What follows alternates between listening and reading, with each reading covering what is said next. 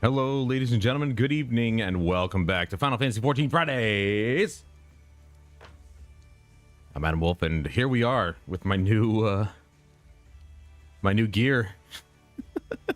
I think it looks dope. I'm not gonna lie. Even the grimoire looks sick. Look at that thing.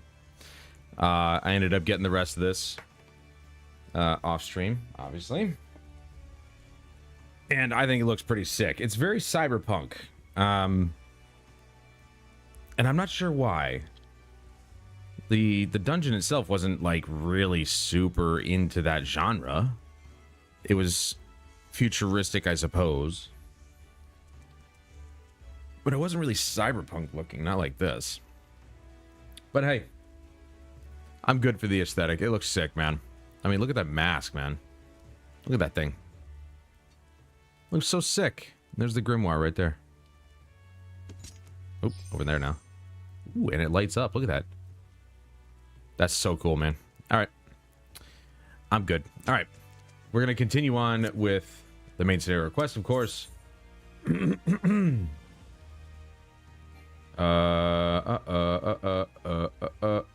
Okay, so that's in an area that's unattuned. And I think it's because it's on the other side of this place. So let's just go here. Let's find out where we need to go here. Yeah. Shalani. And we'll go to this place. We'll go to the springs, since it's like right there. I'm guessing it's the next one in the list, which is the Land of Levin. Also, this is a bit on the quiet side. It's very quiet. We'll go up to 50%, because I know this game can be quite the loud one. And I decided to change my mount because this is very, you know, it's a robot.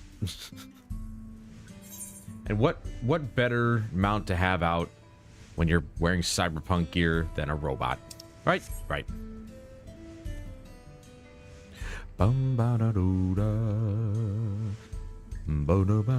If you're wondering what I was doing in Limsa Lominsa, I was waiting on that particular viewpoint.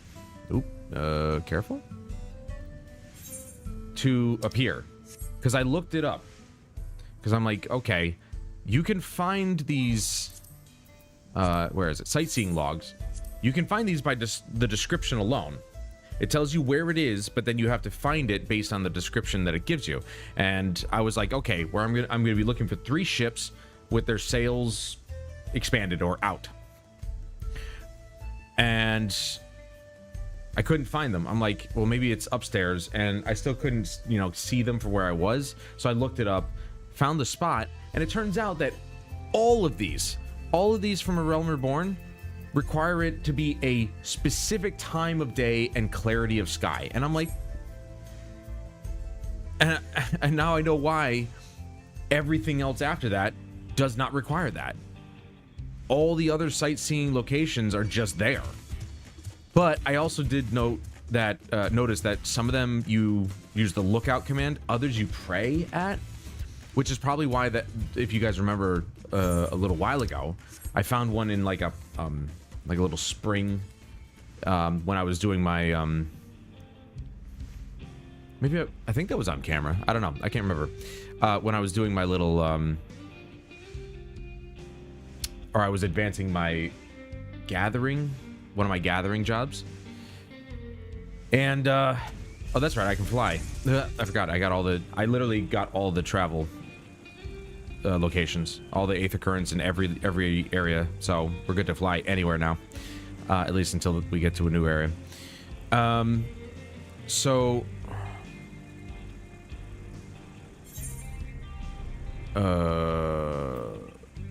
I guess that, I mean, does it matter which one I go into? Not really. I found one in kind of like a little spring, little puddle. I don't think it was a spring because it was in the winter area. And I was hitting the lookout thing, but it wasn't working. And I think that might have been a spot where I needed to pray at, which I didn't know. I had no idea. The Land of Levin. Creamy hot chocolate. Yo, let's go. Almost. Almost that time of year.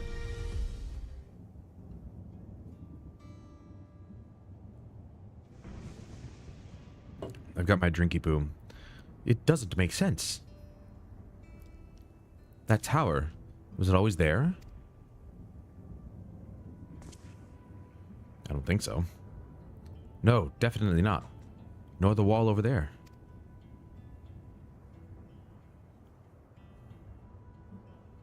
The material is not something we use in ZORAAL. It's closer to what we saw at the gate of the Golden City, or those mechanical soldiers.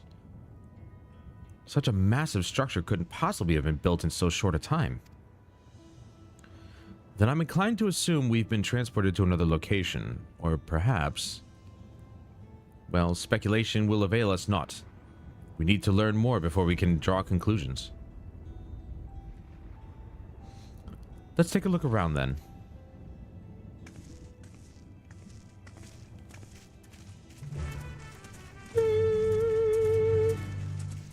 You know, I never actually looked to see if there was any, like, graphical difference between the balanced and... Well, okay, I say balanced. The 1440p and...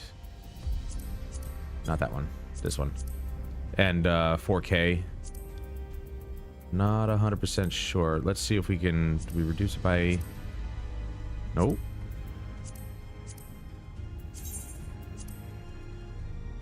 Oh, whoa, whoa, whoa. It's this one right here. There we go. Now, the frame rate's definitely not going to be 60 FPS.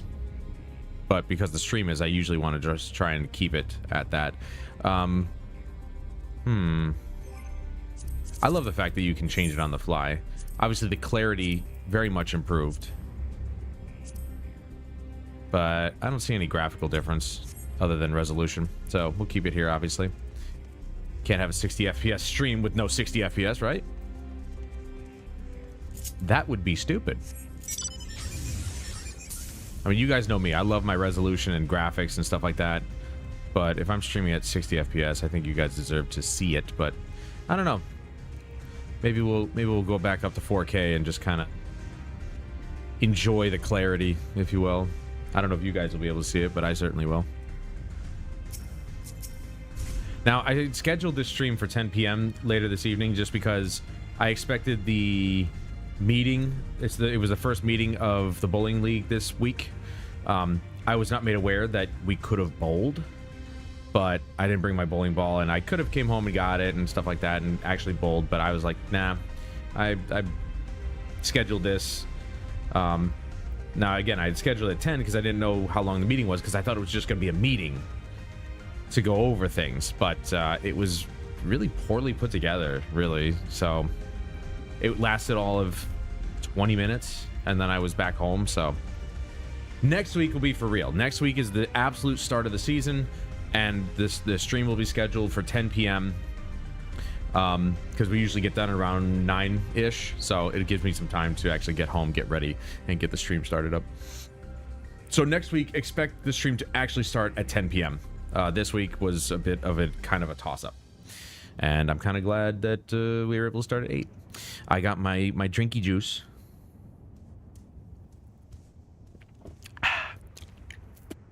And we're ready to go. That looks like a train station, doesn't it? That must be Yasulani Station, where the passengers disembarked. Then perhaps we'll find someone to talk to there. Let's go and investigate. Yes, let's. We have new Aether Current locations to gather as well. And like I said, I've gathered every other area now, which is... Oops, not that. Aether Currents. Every area is checked off the box here, so... We only have 2 more areas, so I'm guessing that page 5 is it. So these last 2 areas are obviously... Well, I imagine here, but it's not... Doesn't seem like a very friendly place to be flying around, but let's just take a look and see if it sees anything. Yep. Okay, so to the northwest. But they're here. So I'm assuming once we gather one, then it'll show up on the list.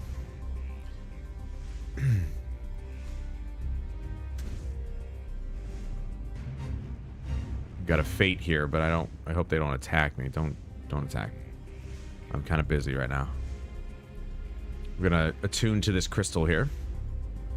Now we're gonna focus on the story tonight. Let me just get the crystal now that I've got my new gear.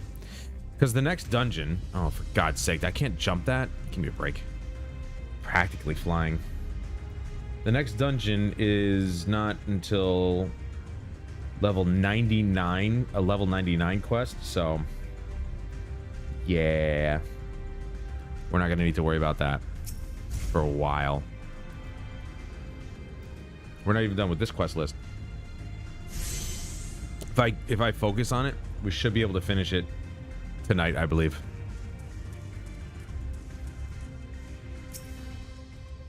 I'm pretty sure this is Yasulani Station, but from the state of it, I'd swear it was abandoned years ago. Have we been teleported in time? I'm not sure what to make of this. We should look around a bit more.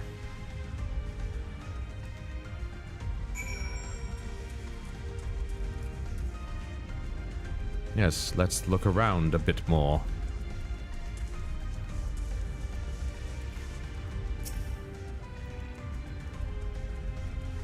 I do look like I belong in Cyberpunk. It's really funny. The building is a rotting husk. It has clearly been many years since anyone lived here. Yeah, we've been teleported in time. Or transported in time.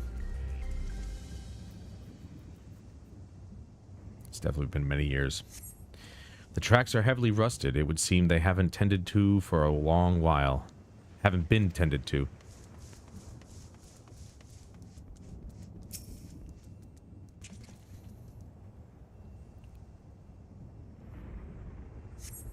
You find a train turntable. The thick layers of rust suggest it hasn't been used in years.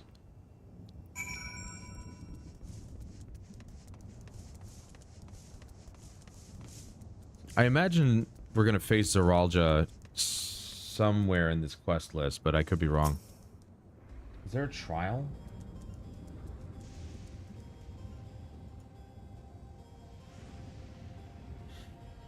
No. Solution 9, what is that? It says it's a quest. I don't know what kind of quest that is, but well, I guess we'll find out. Finished poking around, have you? Let's gather everyone then. I want you all to take a look at this.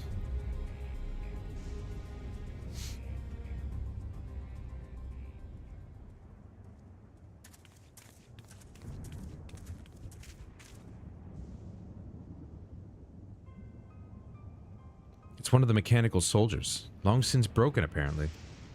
But I'd say its presence confirms this is indeed ZORAAL's domain we're in. What about the rest of you? Did you learn anything?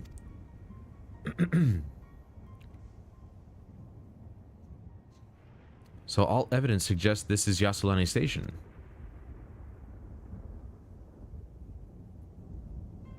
Aye, and I've no doubt that we're in Yasulani, but I don't understand why these buildings are so run down. They were completely barely a year ago, or they were completed barely a year ago. For new structures to deteriorate and enormous ones to appear in a flash. If I didn't know any better, I'd say time flows differently here. I added a word, I know. Is such a thing even possible? We have encountered this phenomenon before, as it so happens. Though it may be difficult to believe, our world is but one of several. In some respects, they are similar to one another, but in others, wholly different.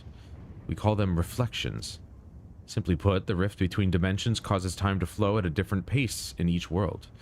While hours pass in one, years may have come and gone in another. But if this is Yasulani, then we should still be in the source. The flow of time should be synchronized. Except maybe in the bubble.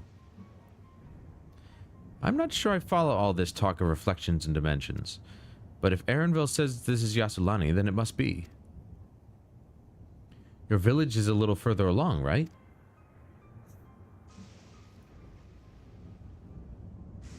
Erenville. Oh, Yes, it's a short distance to the northwest. Let's head there next then. Rather than talk theory, it's always better to confirm things firsthand.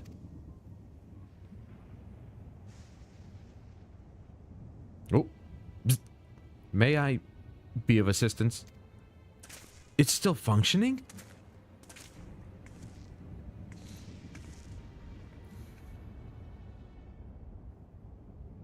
It doesn't seem to be hostile, at least. Perhaps we can ask it some questions. Can you tell us where we are?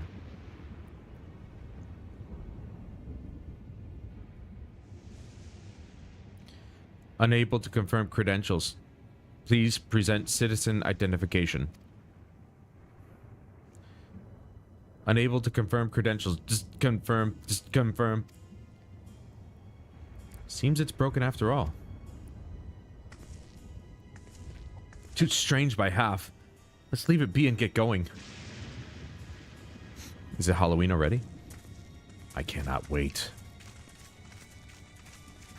That's going to be a yearly occurrence for me. Every year I'm going to take Halloween off, so that way we can just try and raise money for Extra Life and just have fun with games. Are those lightning rods? Maybe. Would you accompany me for a moment? There's something I wish to investigate. You got it, Sora from Kingdom Hearts.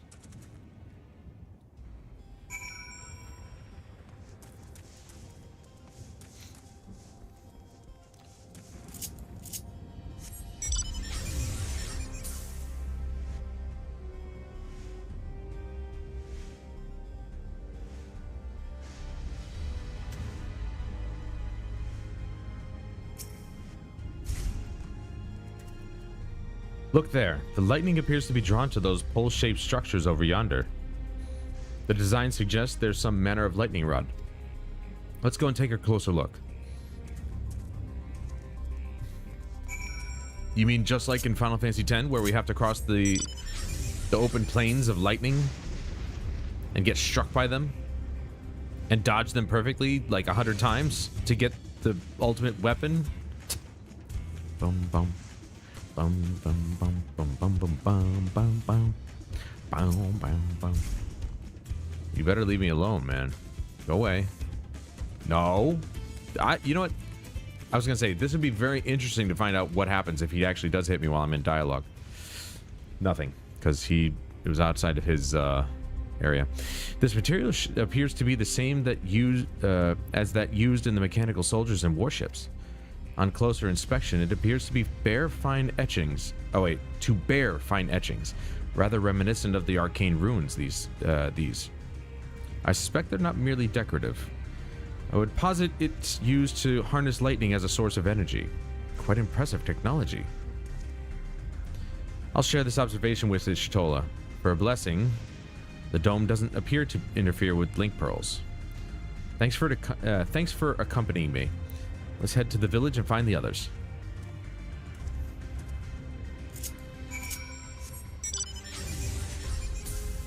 Yes, let's.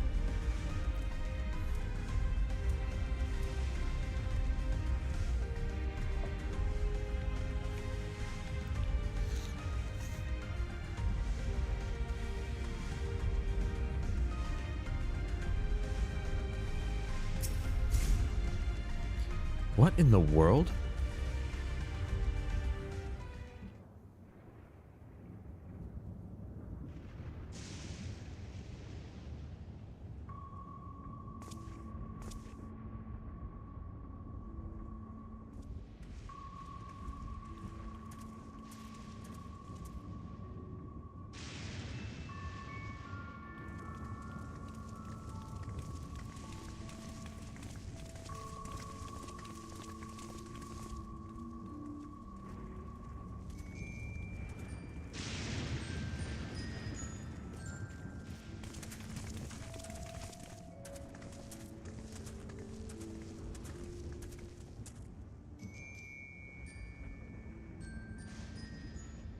My home.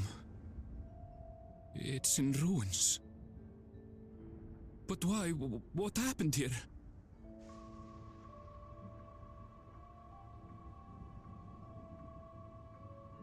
And where is everyone?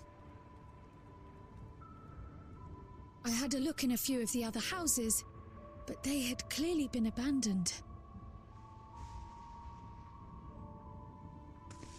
Damn it all! None of this makes sense. Excuse me? Are you looking for someone?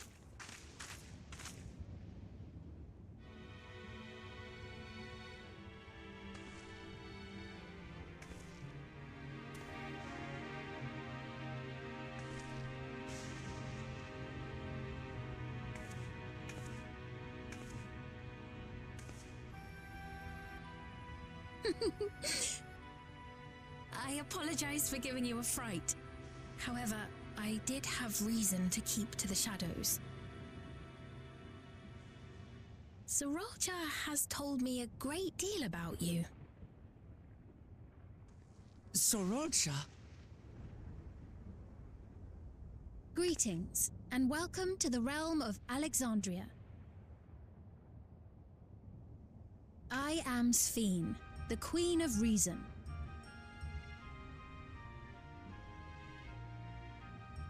Queen of Reason? If you are the Queen of Reason, is there perhaps a... Yes, if you mean to ask if there is a King of Resolve. ZORAAL holds that title, and together do we reign.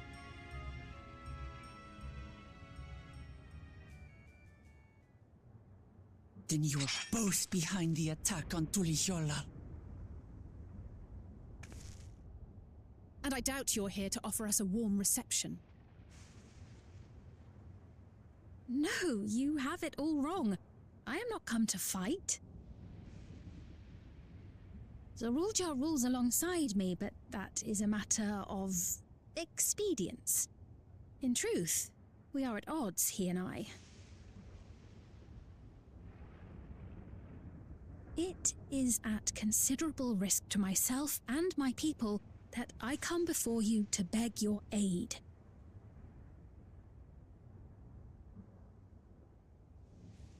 Our aid? I'll admit I cannot imagine King ZORAAL is keen to share and share alike. But if what you say is true, you're still the Queen.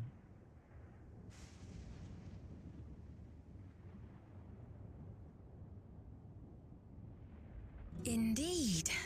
But I was once the sole ruler of Alexandria.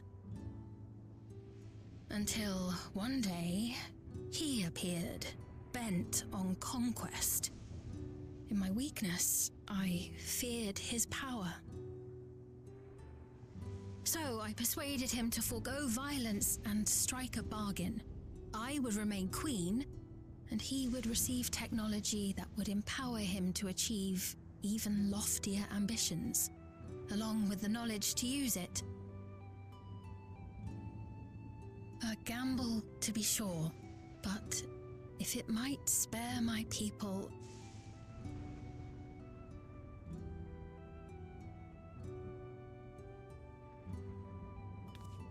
If I may, the dome surrounding these lands was erected but recently. How is it he was able to not only invade, but instate a new system of leadership in a mere matter of days?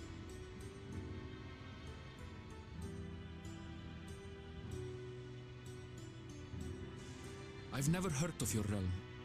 And this place is, or at least was, Yassolani. The house I grew up in is still here. But 3 years ago, that tower and these strange contrivances weren't. Nor was our village in ruins. Where did you come from? And what happened to the people who lived here? You must know!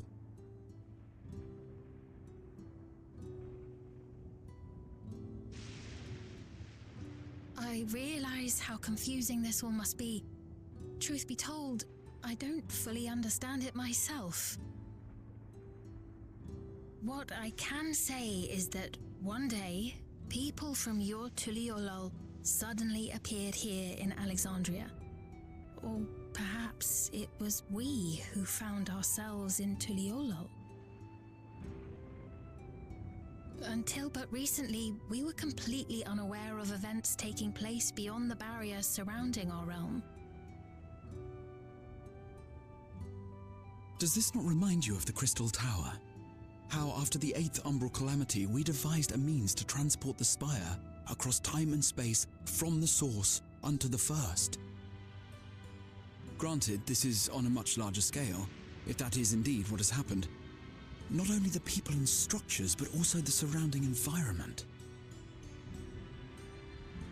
Regardless, the people of Lakeland perceived the arrival of the Crystal Tower much as the Queen describes her own experience. Sudden and inexplicable. Well then, you appear to have a better grasp of our circumstances than we do. Indeed, more than I dared hope. In which case, a closer examination of the effects of this phenomenon may afford us more insights. Allow me to take you to the outskirts. A number of the Shatona live there as well.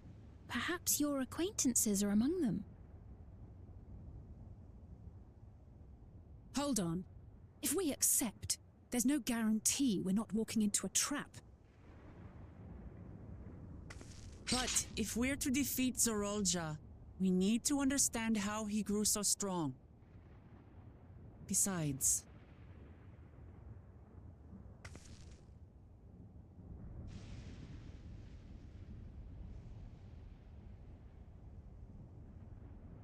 You're right.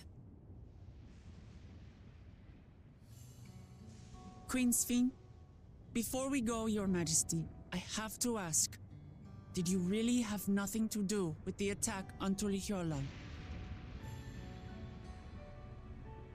Noble Wook Lamart, shall we dispense with the formalities? I'll not deny the soldiers and airships that attacked your people are products of Alexandria. But it was ZORAAL, not we, who fashioned them into weapons of war and laid siege to Tuliolo. So he alone is to blame. No, I may not have prosecuted this war, but I nevertheless bear responsibility for it. Perhaps. I know next to nothing about you, let alone what you've been through. So by all means, show us around. I think we'll learn a lot from meeting your people.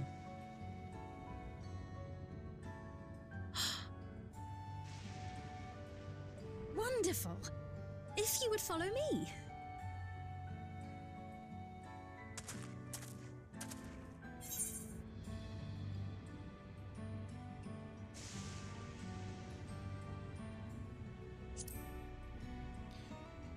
I take it there will be trouble if ZORAAL hears of this. Is that concern or suspicion? If things should take a turn for the worse, might I call upon your aid?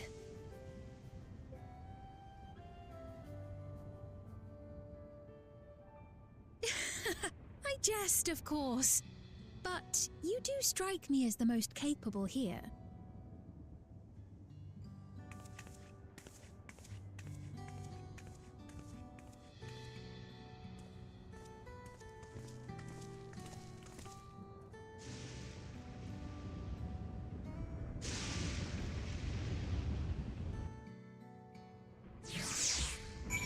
That was a bit rude to say that. Everybody else is fully capable. What the hell's she talking about?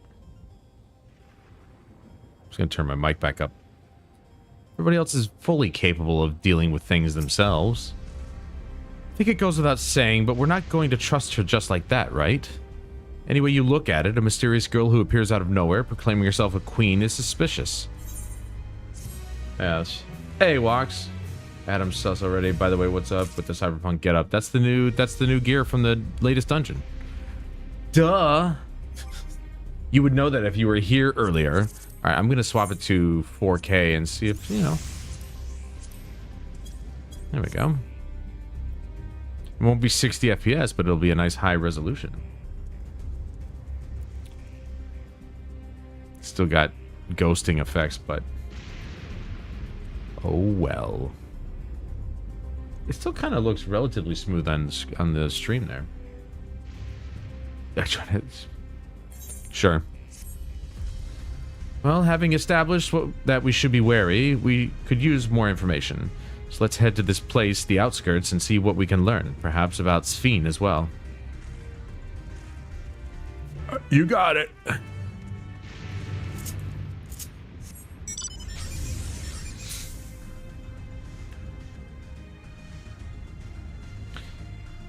Because, like, overall, I don't need high frame rate for this game. That's why I went back to a 4K screen, because 120 FPS, which it never reached, really seemed a bit silly.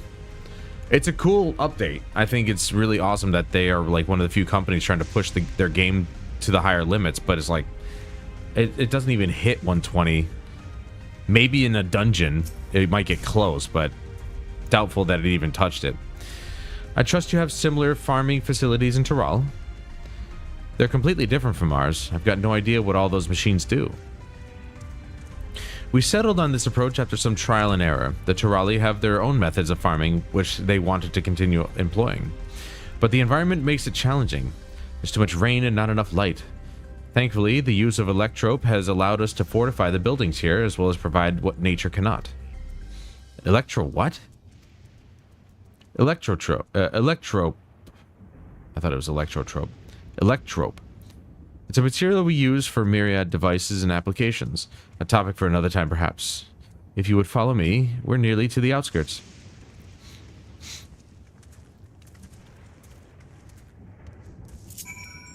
I do so enjoy a sharper picture.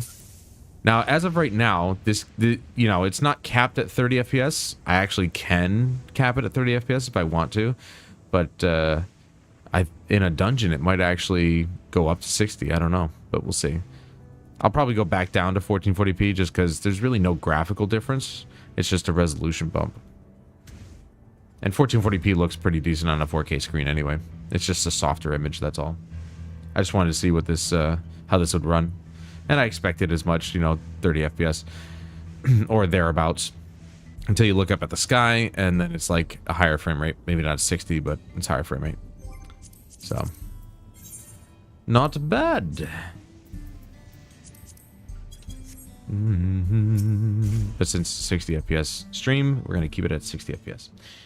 Fade into nothingness and appear at the mission marker. Here we are. 'Cause Though you'll doubtless find much of what you see in Alexandria strange, the traditional agriculture practiced in this village at least should be familiar.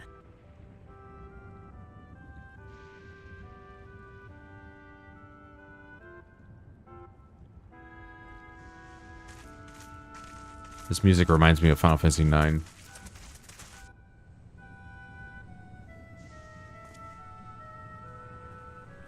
Queen's Fiend? What business brings her here, I wonder? The Queen has come!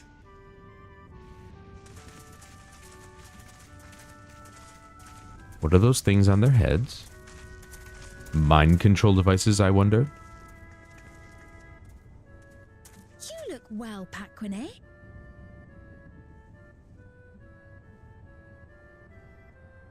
And Catogne, I see you've already taken to your new position.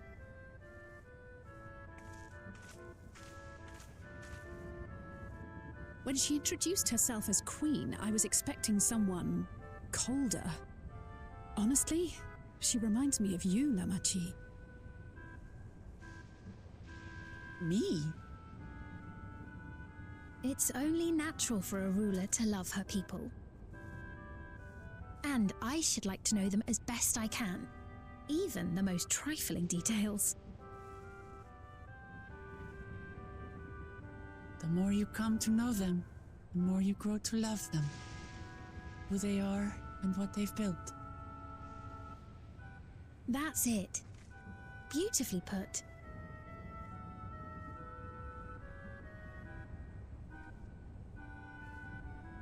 And it would appear that she is well loved in turn.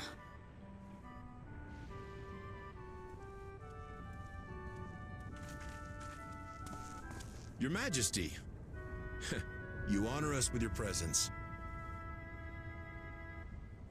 And who are these fine people?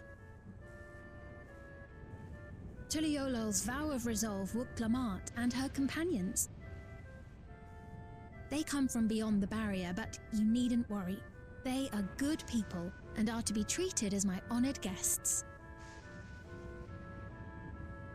The rumors of a link to the outside are true, then. Wuk-Lamat is still so young.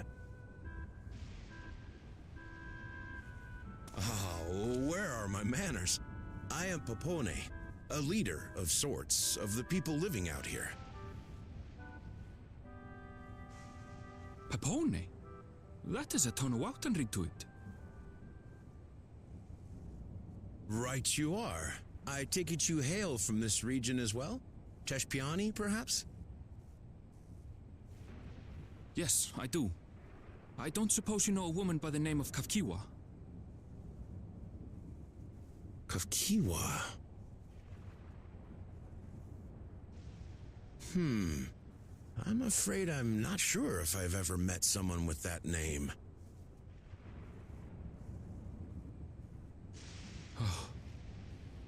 Mother isn't here. But it's a relief to know at least some of the people of Yasulani are alive and well. Your mother, you say? Now that you mention it, I do see the resemblance. You know my mother? I do. Yes. Then tell me, please, where is she?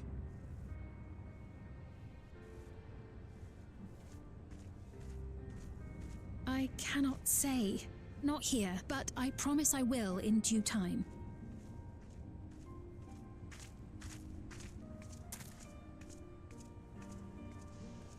I have a question, Pepone. Do you recall what happened the day the dome first appeared? The barrier? Well, I remember fixing a shelf that had collapsed after a terrible earthquake. Then the ground began to tremble. There was a brilliant flash of light, and then... Forgive me, my recollection of it all is rather poor. You needn't push yourself, Popone. After 30 years, no one could blame you for not remembering. 30 years? As in 30 years in the past? Absurd though it may sound, there is no doubt in my mind the events that led to the joining of our lands occurred 30 years ago. Which is not to say I understand why our perceptions of the intervening time are so radically different. We only just became aware of the discrepancy when ZORAAL's military base was completed, and we were at last able to venture beyond the barrier.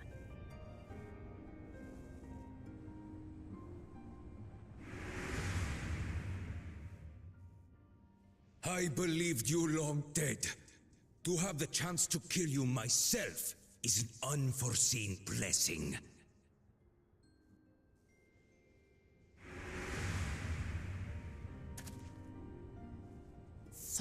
Years. Little wonder ZORAAL assumed our father had already passed away. It's not unlike how time passes differently in the First and the Source. The fluctuating space of the rift between them disrupting temporal equivalence. Perhaps the same holds true here, and time flowed faster within the dome.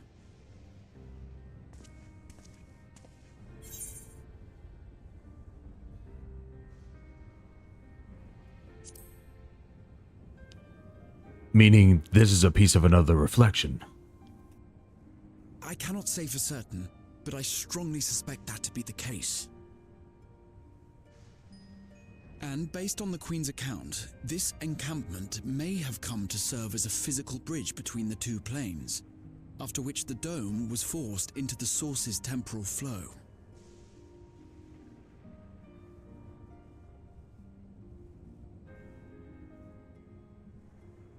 If we're to be certain of anything, we need more information.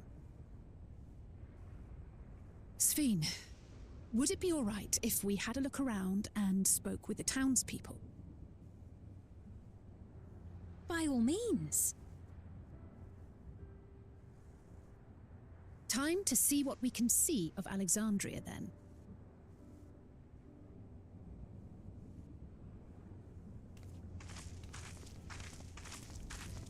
Hey, what's up, Buka? I'm running on my PS5. And its people. I may yet find familiar faces among the survivors from Yasolani. Even if I don't understand the half of it, I would learn more of this place before we confront Zorolja. Perhaps you'd care to see how we make our living.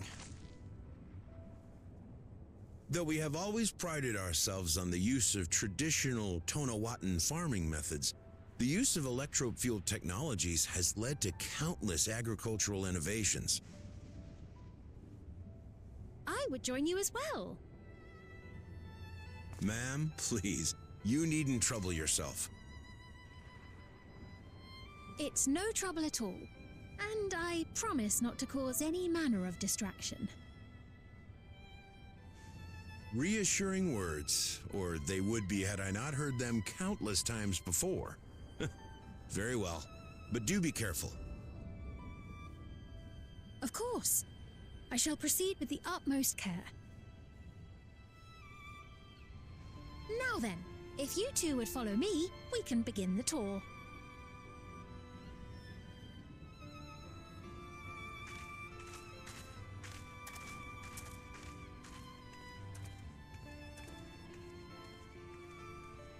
I can't say that I trust her yet, but I trust that her affection for these people is genuine, and that's enough for me.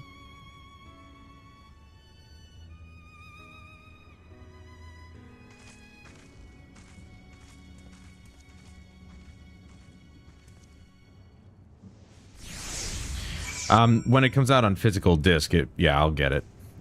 I read that they are actually, oops. They had planned on releasing on a disc, but they were having some issues trying to get the right distributor and stuff like that. So it's going to be a while before Black Myth Wukong comes out on disc, but I believe that it's going to be. I know it's digital only at the moment, but I think they're actually going to be able to put it on disc, and I'm just going to wait until then. But I'm going to get another drink. I'll be right back.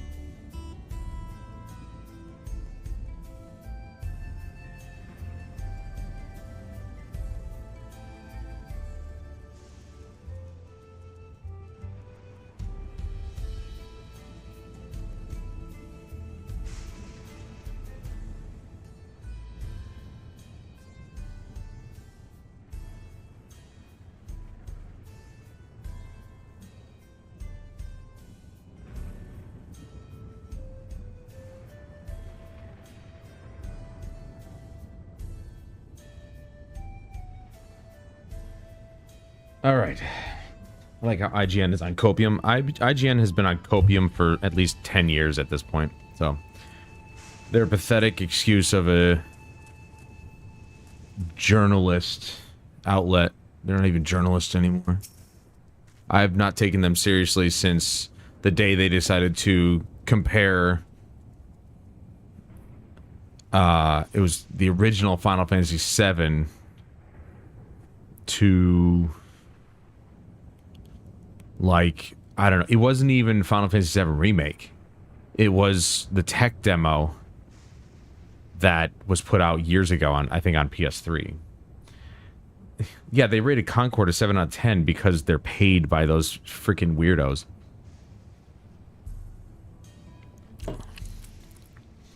They couldn't see all the gay in front of them.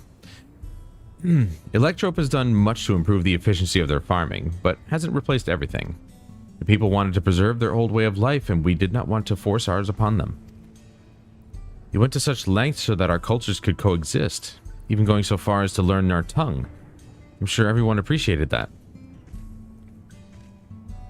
Communication was thankfully not an issue, for the Turali tongue is surprisingly similar to Alexandrian.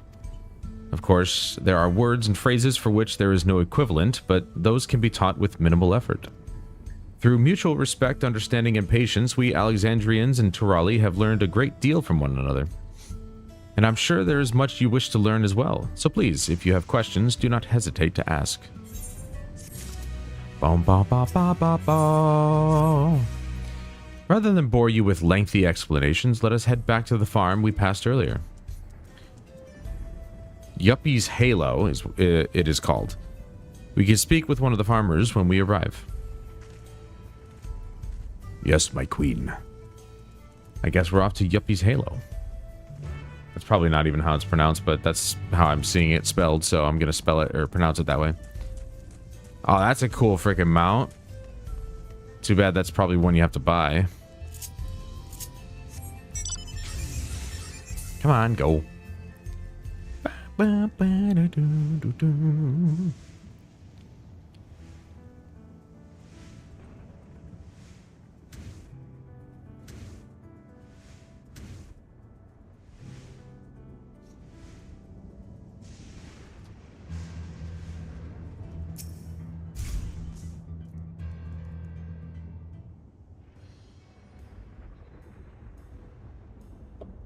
Allow me to introduce you to Mahusa.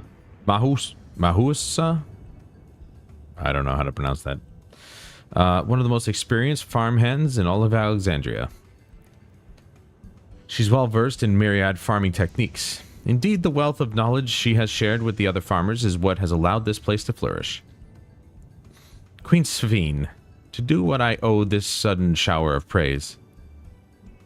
To what do I owe, I guess is what she said. I read it like an idiot. My apologies for the interruption. I am come with guests from beyond the barrier. They wish to learn more of Alexandria, and so I invited them to see how our crops are grown. I do hope that's all right. So the rumors of visitors from the outside were true. What manner of hosts would we be to deny them a look around? And I gather your majesty also intended to check on things here? You know me too well, Mahusa. Mahusa. I think that's what I'm guessing. That's what I'm getting from that. Mahusa. I thought to seize this opportunity to see how the farmers fare, and perhaps pepper them with a few questions. Though I do so enjoy observing and taking part in the work too. Not in that dress, I hope. It would appear we have her permission, so please, walk the grounds to your heart's content. You go on ahead. I'll keep Sveen company. Oh good, I get to do all the legwork. Don't misunderstand, I'm not the suspicious type, but given our positions, it would make sense for us to go around together, wouldn't you say? A fair point, but be sure not to let me out of your sight. I shall remain under Wukalamat's watchful eye. Pray, come find us after you've seen your fill and spoken with the other farmhands.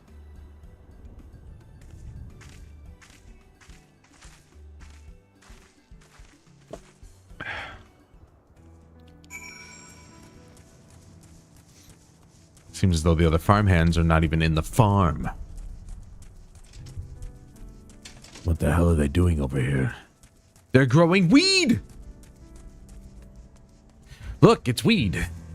Either that or corn. But I bet you it's weed. It's weed. They're smoking the hookah. Light levels appear to be fine. As for the power source...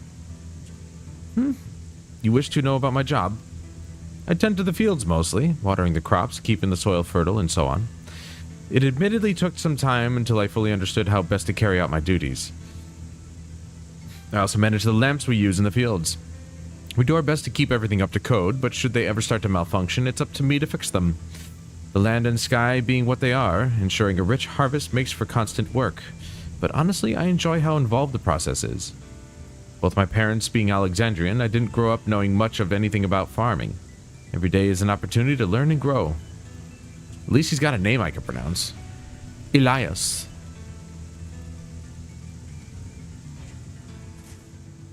Hinek.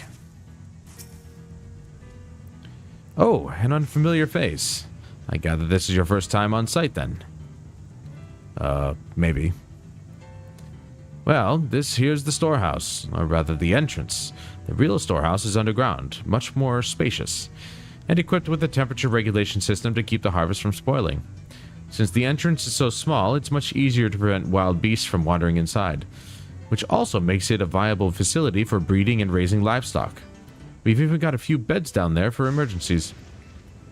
My parents often complain about how Alexandrian technology and electrope complicate our lives, but it's just a matter of learning how things work. Take my job, for instance. I'm presently overseeing the storage of harvested crops. They'll be taken up to the tower for processing, and from there find their way to every dining table in Alexandria. Work is hard, I'll not deny, but I take great satisfaction in what we do. Good for you there, Hinek. Hinek. Hinek. Gotta make sure you pronounce both H's. Hinek. It's like you're stuttering on the first one.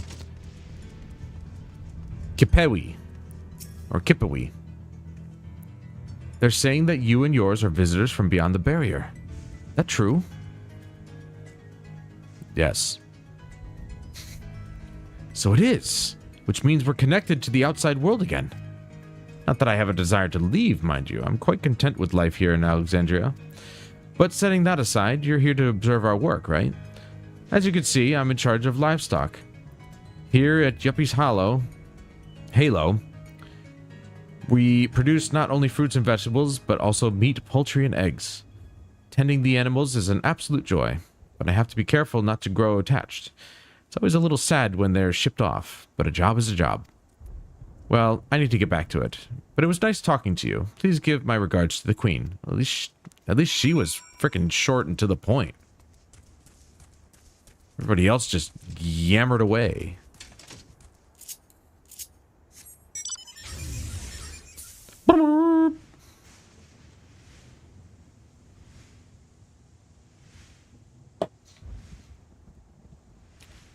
But yeah, Concord is not a good game at all. Not from what I've seen. I've seen my first bit of, oops, where am I going? I've seen my first bit of footage for Deadlock. I might actually partake in that. I'll at least do a video on it when like maybe an open beta comes around or something. I see. Don't be too hard on yourself. Anyone would have been hard pressed to deal with such a thing. Oh, welcome back. My apologies for failing to notice your return. I mean, I'm only just the tallest guy here. I gather you've had your fill of speaking with the farmers. Then let us return to Mahusa. And some users got beta keys to try it out. Well, it's not even a beta. It's like a pre-alpha.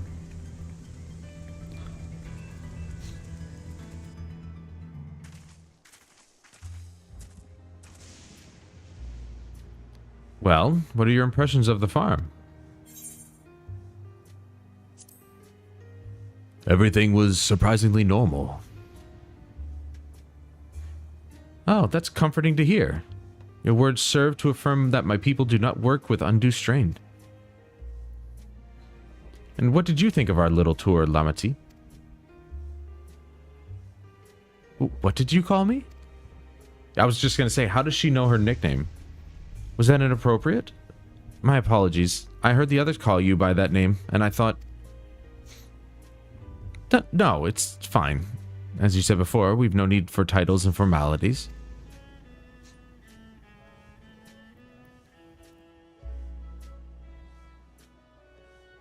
As for my thoughts, I was very impressed. That machines could be used to overcome so harsh an environment is amazing. I've never seen anything like it. The feeling is understandable. Indeed, many still find the machinery behind me baffling.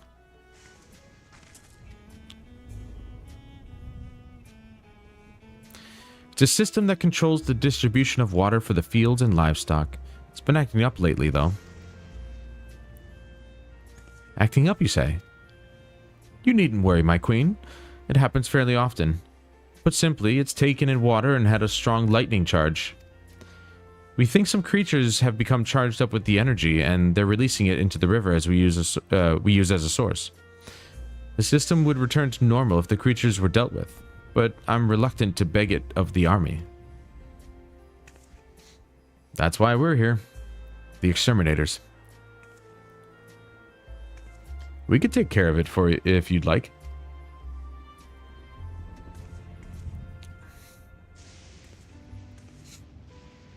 That is most gracious of you to offer, but it is much too dangerous.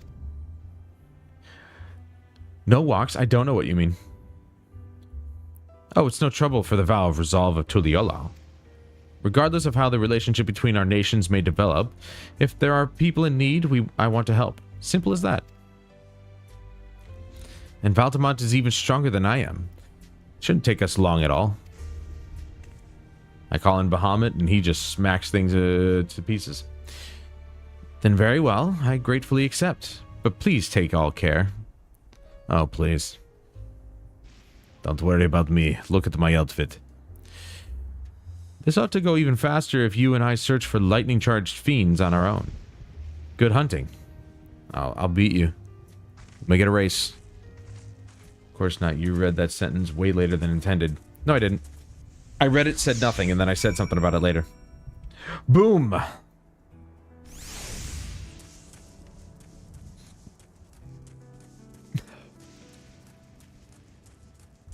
Hey! Let's get a little bit of action in here. Oh, let's get Carbinkle in here first. I'm just gonna call him Binkles.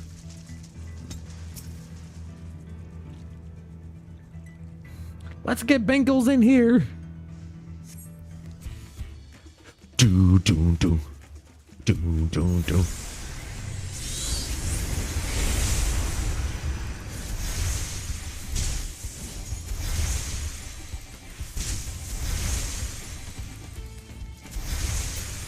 You got nothing. What the hell is going on? What the? No! It was a world boss! Oh my god, I haven't been able to do one of those in a long time.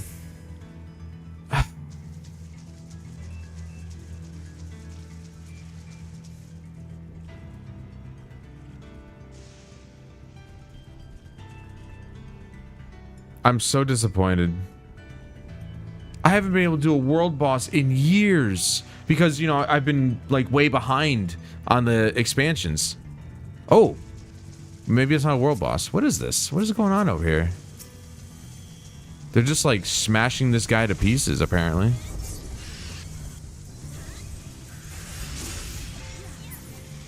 Oh. I mean, I want to help, but target's part of another player's duty. Okay, so that's I can't participate.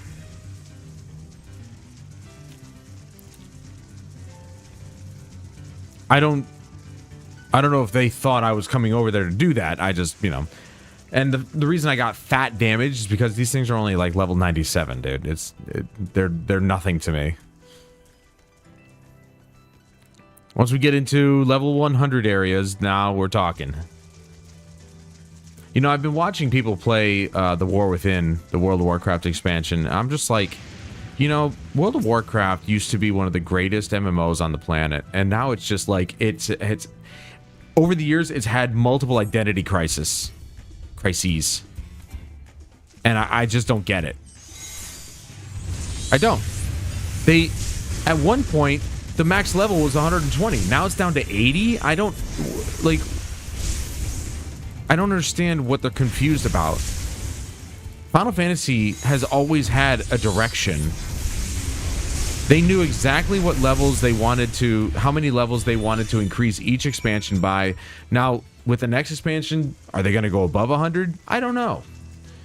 They've already gone past the classic level of 99. That would have been pretty awesome if they kind of just paid homage to their previous games and said, you know what, 99, that's the cap. That's it right there. We reached it. But I don't think they're going to do that. But will they go above 100? I have no idea. I don't want them to, but, you know, if they know which way they're going to go with this, then by all means. Add another 10 levels in there, and we're going up to 110 on the next expansion if, you know, the pattern is to be continued.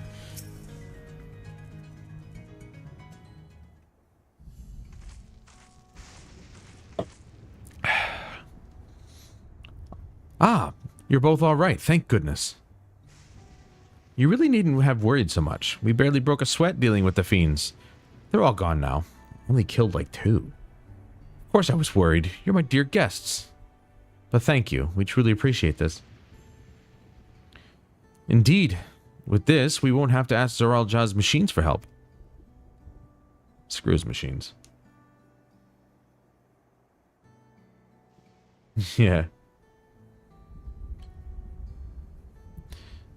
He's been making a concerted effort to bolster his forces, sparing but a fraction for the people's protection. He thinks nothing of our safety, unlike Queen Sphene. That's enough, Mahusa. If you have grievances, I will hear them later. But to speak of the king now... No, she's right. He's never been one to look after his people. Anyway... Thanks for letting us tour the farm. The folk here are delightful, and it was a pleasure to meet them.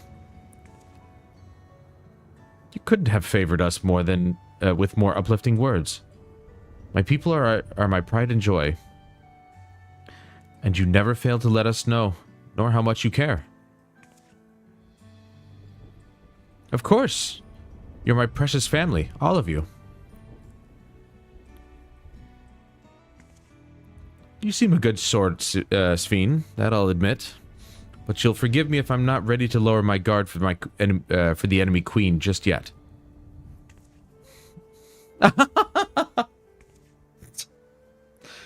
For you to be called that, I dread to imagine what villainy your majesty has committed. Come now, this is no laughing matter.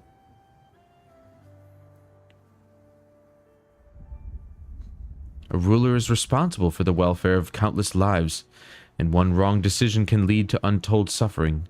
Failure is unconscionable.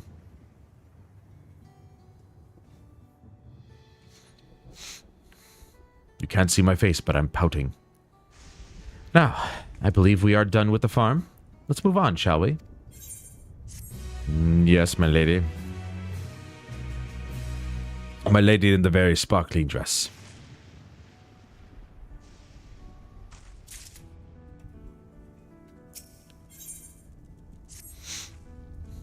Perhaps we could head back to the outskirts. I dare say your friends will also have returned by now. My thanks again for dealing with the fiends. Come and visit us anytime. Yeah, alright. I mean, you know, a visit to a farm is a visit to all of them. You know, you do you, alright? Keep on the good work and all that nonsense. I'll be seeing you. Bye.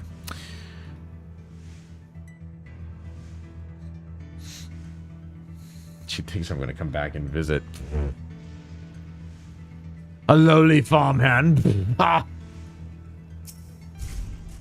This guy is still standing there. Do you hear that? No. What is it? Are those your cat ears picking that up?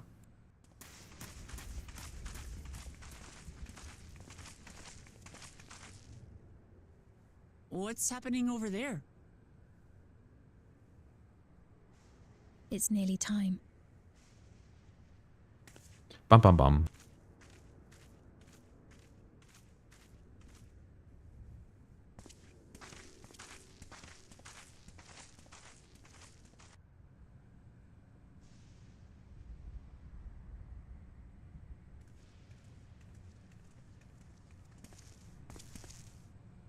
I'm glad you could make it.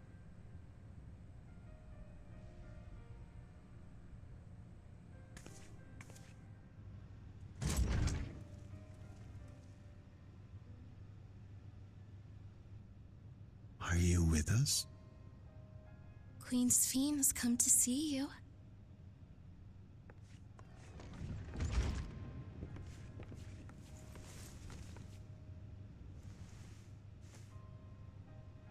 We're here, Namika. Everything is going to be all right.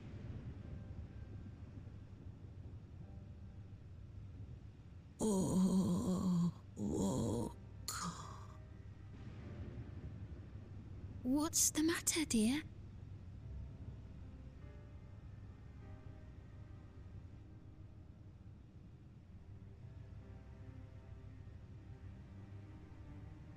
It can't be.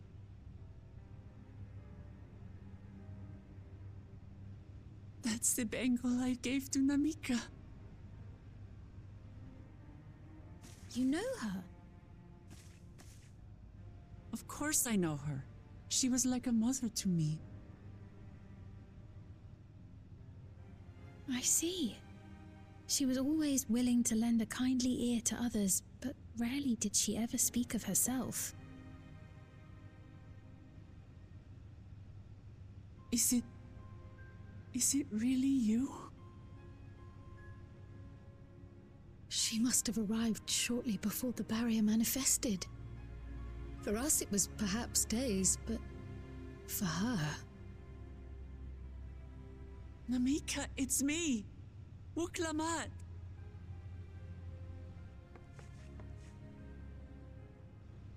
I'm afraid her time with us is nearly at an end.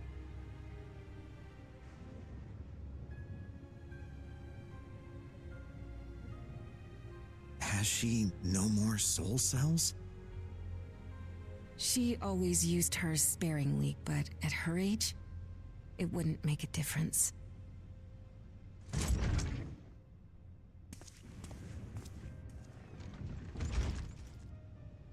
Ma'am, the ushers have arrived.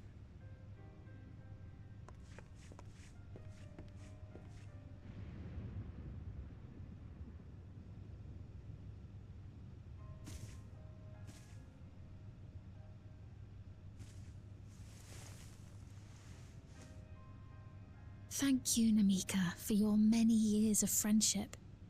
Take comfort in the knowledge that this is not the end. Be not afraid. Your memory will live on, in us. Living on in memory.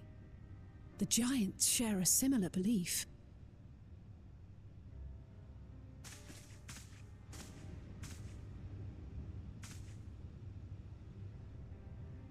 Wait, where are you taking her? Worry not. She is being escorted to a medical facility in the tower. There we will ease her burden. I had hoped to make arrangements for her sooner, but she wished to remain here for as long as possible. I could not bring myself to refuse her.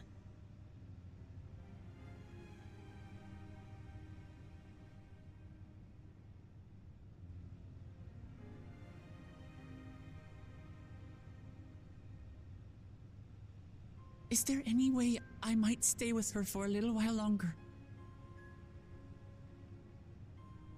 We may not share the same blood, but she was my mother. Please.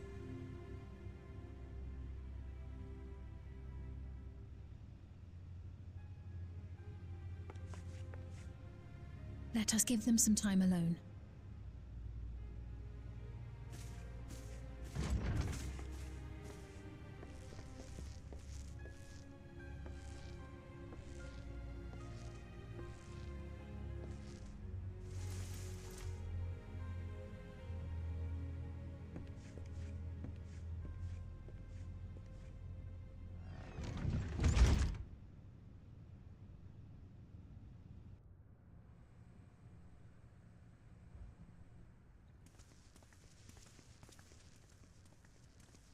She didn't speak, but I'm grateful that I could be with her at the end. Thank you. It's not the end.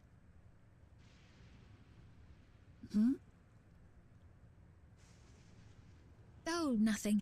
I was just thinking that we have much to discuss. Where shall we begin? With what we can be reasonably certain of, perhaps. Between what we have witnessed and the testimony of Alexandria's inhabitants, it's safe to say that two distinct lands have indeed become one. What's more, having met Namika, there is no denying the divergence in the passage of time. Taken together, these phenomena strongly suggest that some manner of cross-rift displacement has occurred. Specifically, the displacement of Alexandria from another reflection to the source. It does seem the most likely explanation.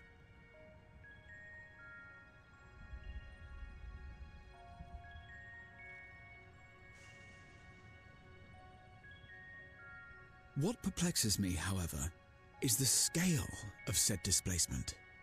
It far exceeds what could conceivably be achieved with a void gate, or even with the Crystal Tower.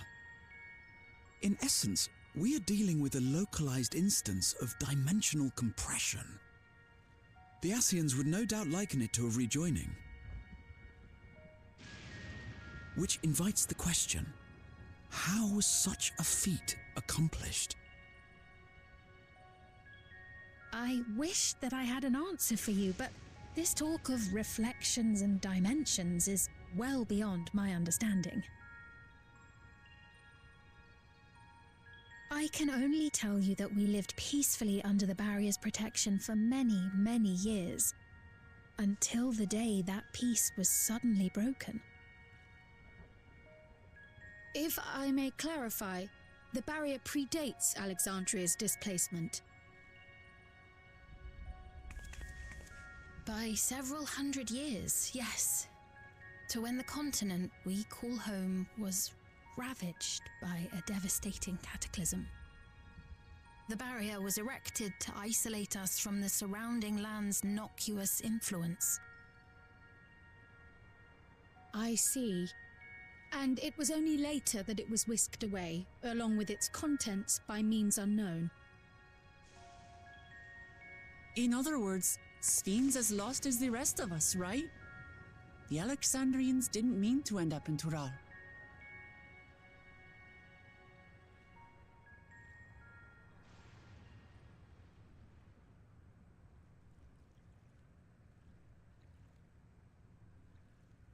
But of course, our next stop ought to be Everkeep, that tower over yonder.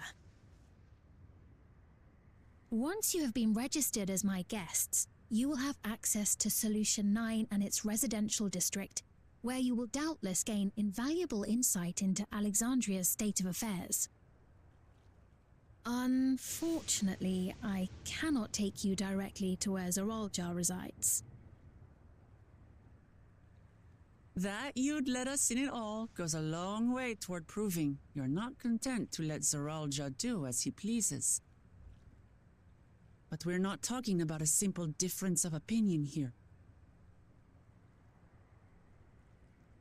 I've come to avenge my father, and to do so, I intend to take ZORAAL's life.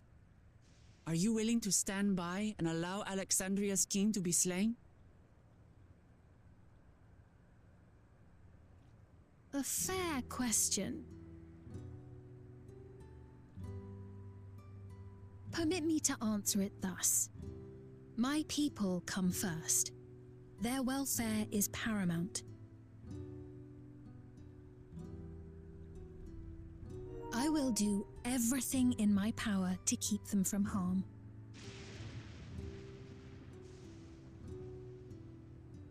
It is a ruler's duty.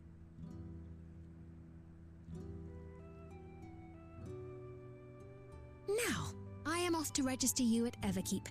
It may take some time, but you shall find the entrance open to you in due course. Oh, and ere I forget, your mother, Kafkiwa? You might try the Thunder Yards to the east. The Thunder Yards? Is that where she is? I'm afraid I can say no more than that. Make for the Thunder Yards, and all will be made clear.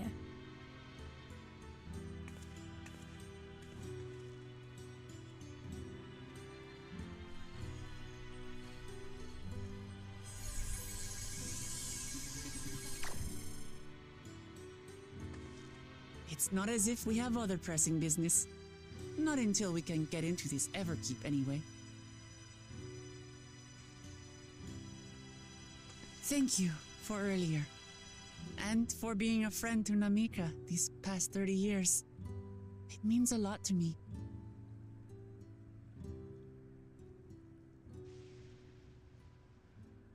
Namika?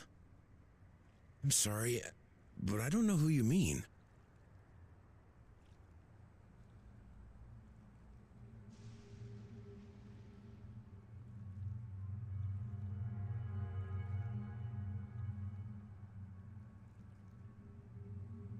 What? We were just with her. If this is some sort of a joke, it isn't funny. I don't mean to give offense, but I honestly have no idea who you are talking about. I'm sorry. How can you not know who she is? You're in charge here. She was under your care. Then in all likelihood, my memories of her have been stored in the cloud.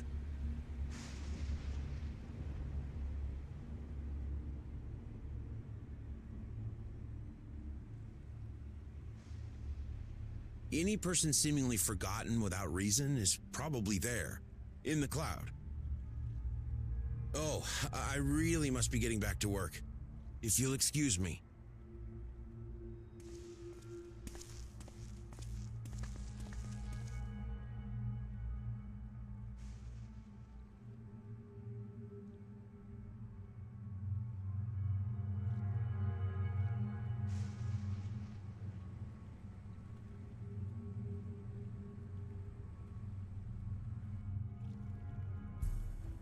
Dude, they've gone freaking modern day with this, man.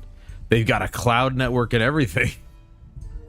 Yeah, that was a bit strange. She is basically refusing to be specific about Erinville's mother. She skirted Kryle's question. And then his little thing went off. Now, I thought it was the fact that, like, maybe that was, like, recording what they said. Which is why she felt like she couldn't tell Erinville about his mother when the machine was around. But now, that little thing on his head, it seems like it erases his memory of whatever is specified, I guess. In this case, it was Namika. It erases memory of her, and it's like, this is strange, dude. This is really weird. What's going on? How could Pepone, yeah, suddenly forget about Namika? It's as if he never knew her. Could the same thing have happened to the others as well, I wonder? There's only one way to find out. Let's make inquiries about Namika in the area. We can reconvene afterwards at the Aetherite. Are we in the next area? Oh no, this is the same area. Wait, oh, I haven't gone to that Aetherite yet.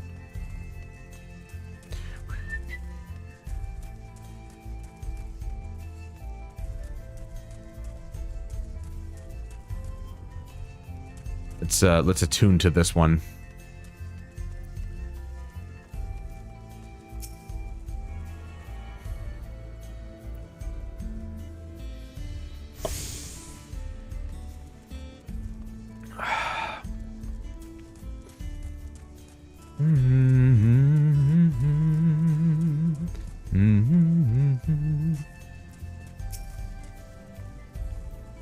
An old woman named Namika? I'm afraid I don't know that person. I'm sorry I couldn't be of help. Now, the question is the queen erasing their memory, or is it just something that happens automatically because maybe ZORAAL has programmed it to do so or something? I wonder.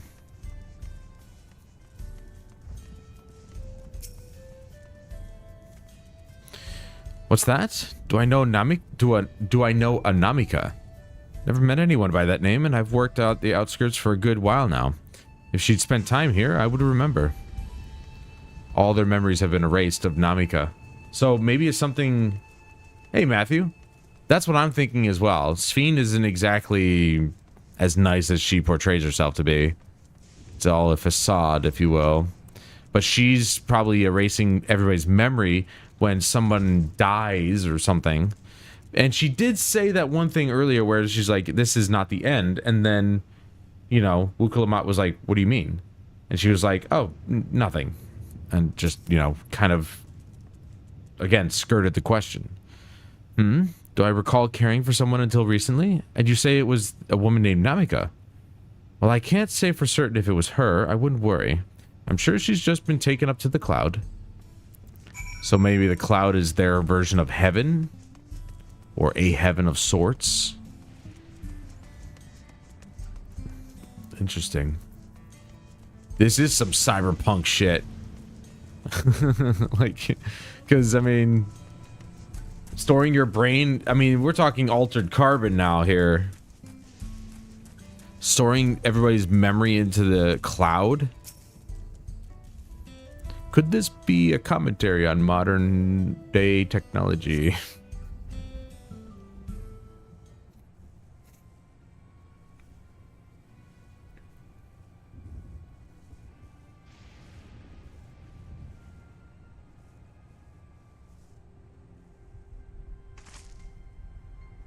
So it was the same for everyone.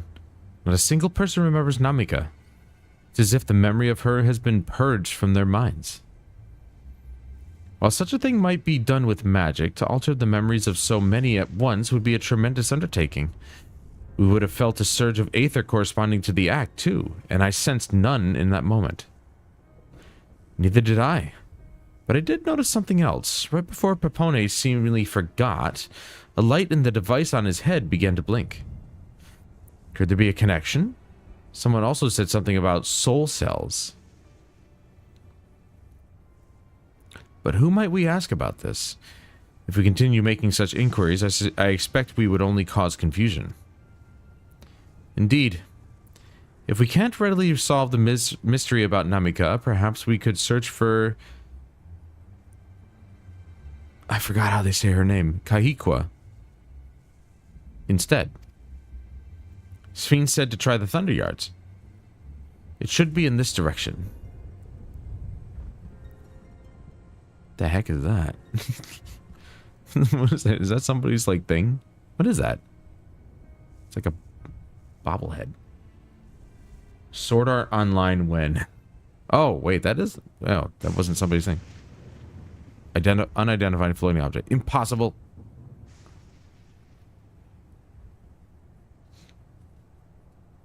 The mystery just got more interesting. Another kind of mechanical soldier? It looks dangerous. We'd better destroy it. Right, that was a bit hasty. Ooh,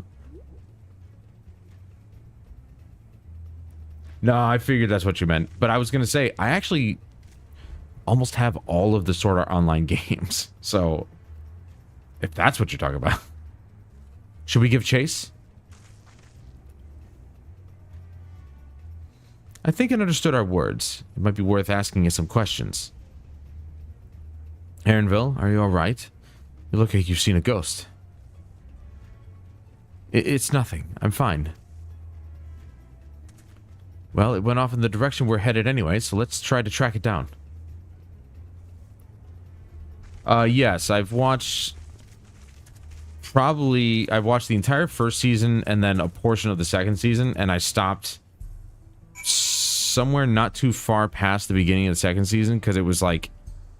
I don't know. I got really upset when the two main characters, Asuna and Kiriko, got separated. And I'm like, I actually genuinely felt upset. I'm like, I don't want to continue this because they're going to get separated again and it's going to be heartbreaking. So, yeah, that show was actually really good. I got to finish that one. But, yeah, I didn't finish the second season. But anyway, I'll be right back.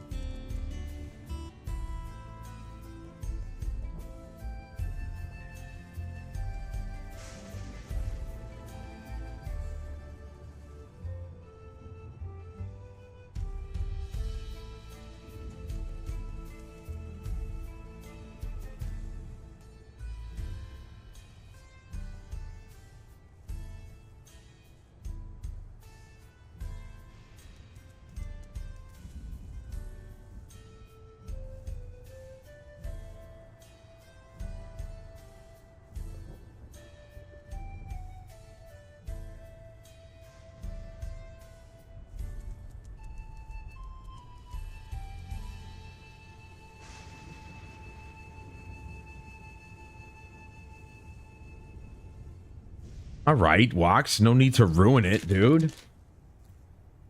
You know, now I might not just go back and watch it. Because you ruined it.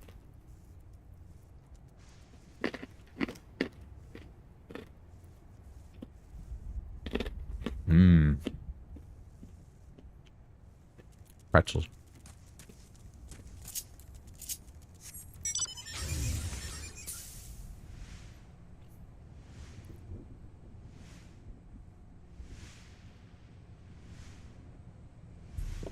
You mean that was obvious? How was it obvious? I didn't make it that far.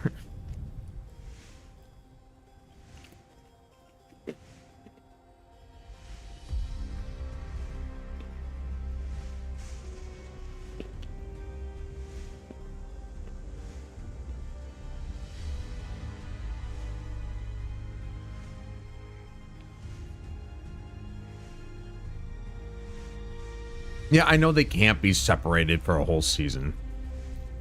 I'm obviously busting your balls. I don't care about spoilers that much.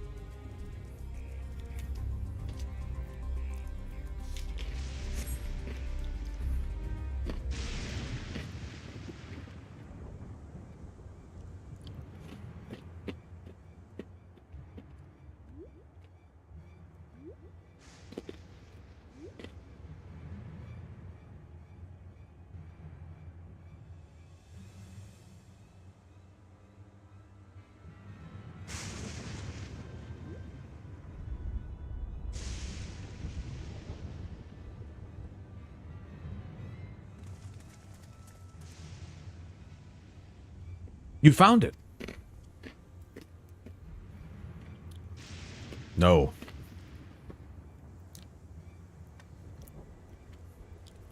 To the northeast. Then it must be bound for the mines. Come on then. It could well be a trap, so let's not rush into it too quickly. True.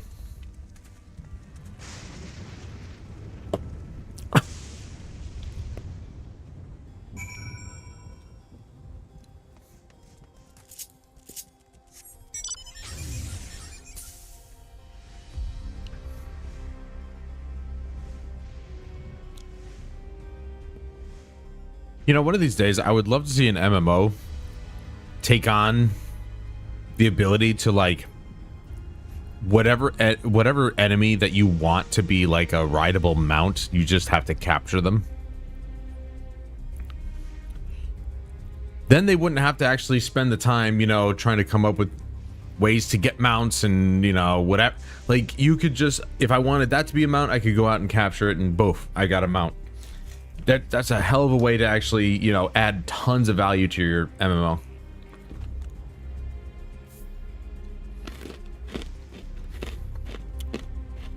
You know, and allow people to actually kind of like have a huge variety of different mounts. Obviously no humanoid type mounts, but yeah. I heard faint voices coming from inside. So it's not alone. But we're still going in, of course. This may be a trap. Be ready for a fight, everyone.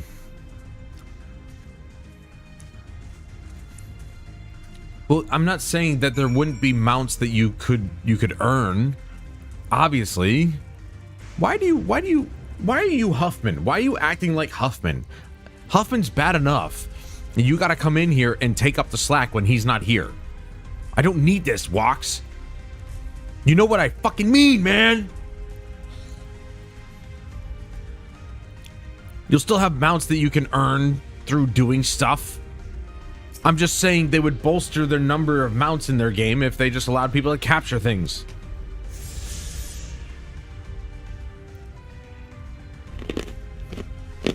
You know what, Walks? I don't think I like your tone.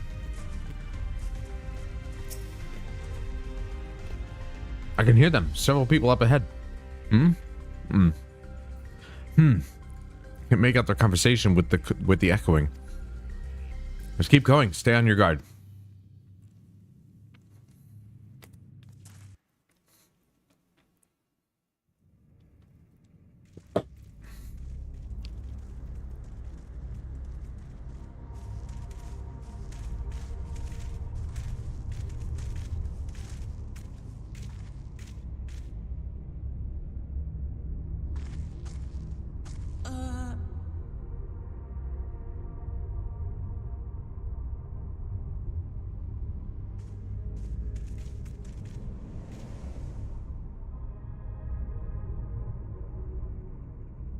What is this? Ironville!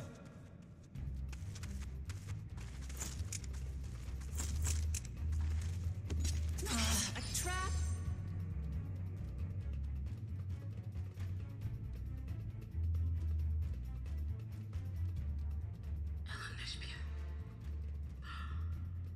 It really is you! Huh? Who? I just had to get a look at you in the light, and I can still hardly believe my eyes.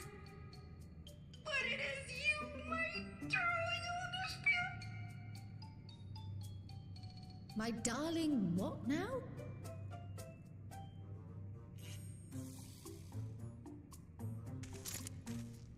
That's his real name.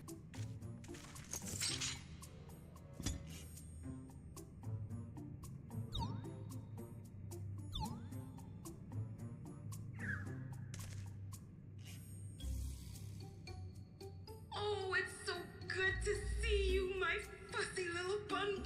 But what are you doing here? What brings you all this way?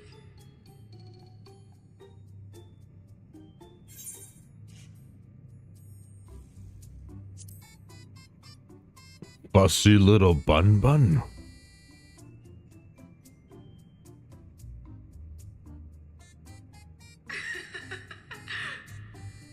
Why the long face? Aren't you happy to see me after all this time? I'd know that laugh anywhere. Mother? Wait. Since when was your mother a weird floating thing? And what have we here? Say, aren't you Galoo Jaja's kitten?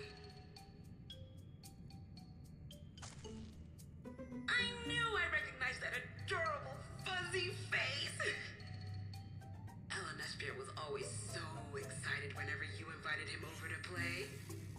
You remember me, I hope? I can't say that I do, but you know my father?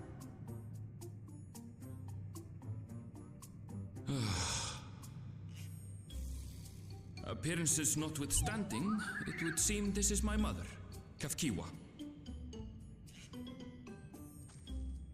I'm sorry? Kafkiwa. Oh, but this won't do. Come in, come in! Friends of my LNSP are always welcome. All I ask is a little forewarning, but no.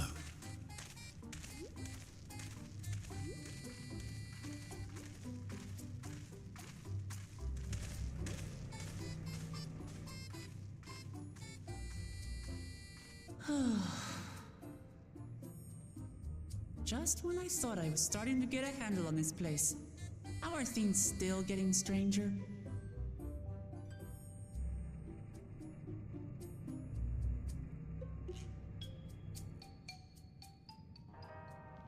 That's a good question. Yeah, when she said that was, I mean, perfect timing. But my fussy little bun, that one got me. As far as I can tell, this is indeed my mother. I can think of few people in the world quite so spirited. But as to what's happened, we'll need to ask her.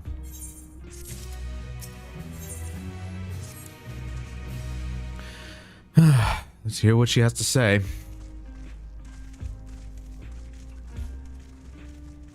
Doesn't seem too relieved to see his mother.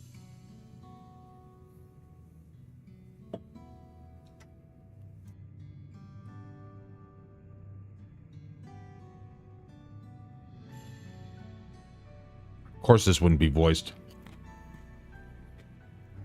Hold on.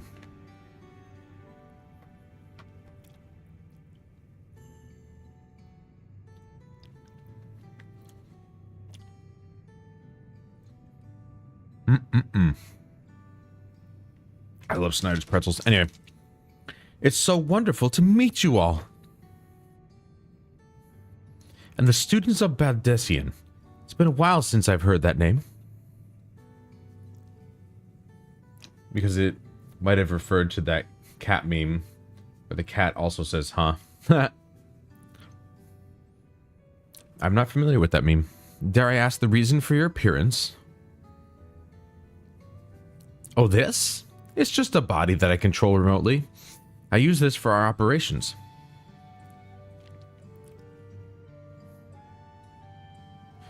We're members of a resistance organization.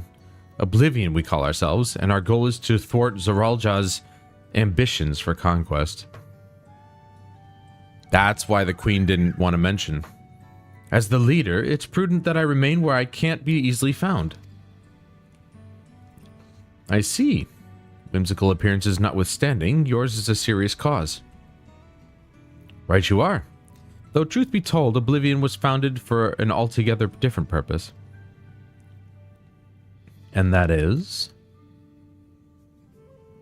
As I expect you've already noticed, everything you see within this dome, the buildings, the people, the very earth beneath our feet, is a fusion of two worlds. Stopping such a fusion was Oblivion's original mission. Then does that mean you know who or what is responsible for that? I'm afraid not. This was a long time ago, and our mission statement has become more of a legend that's passed down to members. By the time we joined, our sole objective was stopping ZORAAL.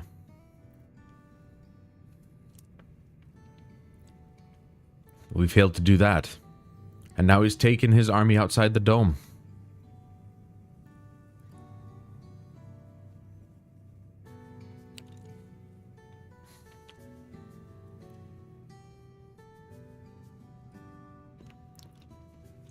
None of you wear those strange devices on your heads. Does that have something to do with your work?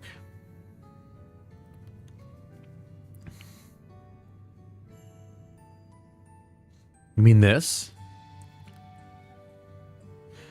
It's a regulator, the pinnacle of electrope technology. And that we don't wear it is indeed related to our operations. What exactly does it do? Allow me to explain. Regulators have two primary functions. The first, as the name suggests, is the regulation of the wearer's reserve of souls. Should they die, the regulator expends a soul to bring them back to life. That's what brought ZORAAL back. Reserve? You mean people walk around carrying spare souls? They do. Souls are packaged in cells, and they can be used to replenish the life force that is lost due to sudden death, such as in accidents. They do nothing for those who die of old age, though. Distribution of soul cells is based on one's work evaluation, to encourage exemplary performance when fulfilling their duties. Souls as a common resource, and payment for services rendered.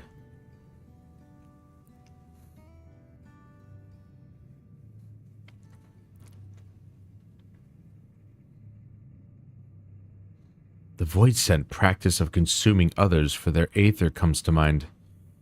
And similarly, I expect that the act comes with some risk.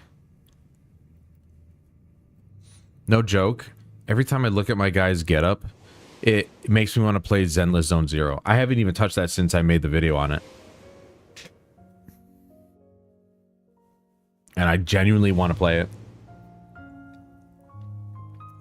That and of course, Honkai Star Rail as well.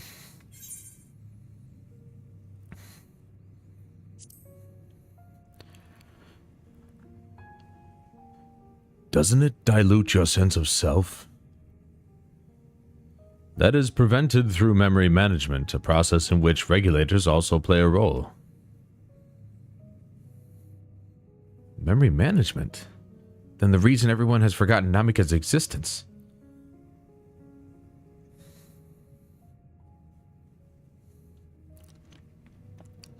The regulators are constantly recording the memories of their wearer. So if they should suddenly die, their memories can be refreshed as part of the restoration process. This is how they preserve one's identity and sense of self. However, the regulators are also triggered when someone else dies. The reason being is that regulators forcibly extract memories relating to the deceased from anyone wearing one. Why would they do such a thing? It's a kindness bestowed upon the people by Everkeep's core system, so that no one has to suffer the pain of loss. I mean, dude, if I could have the memories of, like, the pain of my loss with my two dogs, my grandfather, my grandmother, you know, yeah. That would be nice. So this is what is meant by their memories being in the cloud. Indeed.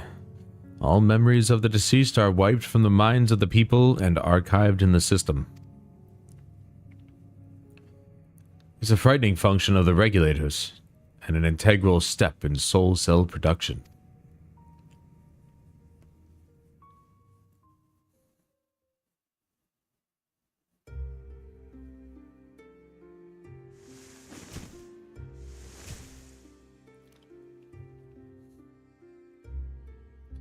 You see, when a person dies of natural causes, their soul is temporarily housed within the regulator.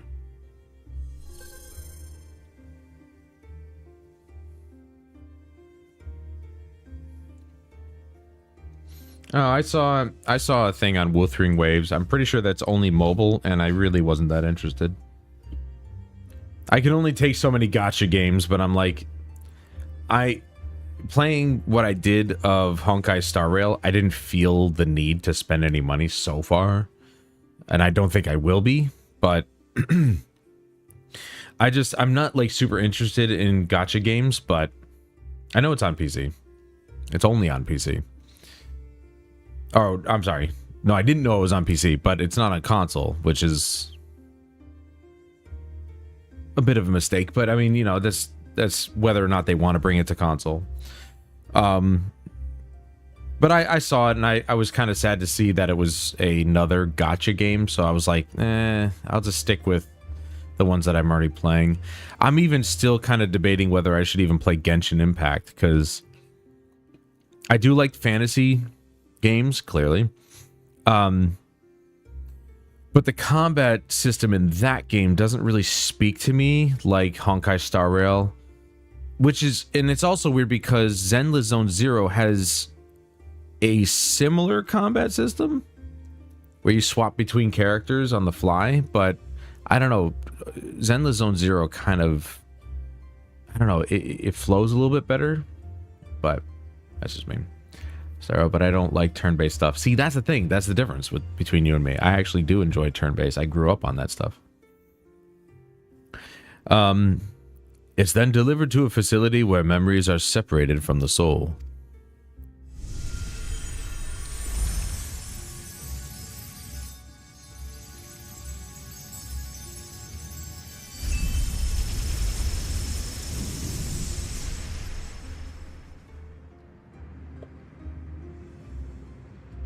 The result is a fresh soul cell, free of impurities, ready for distribution and consumption.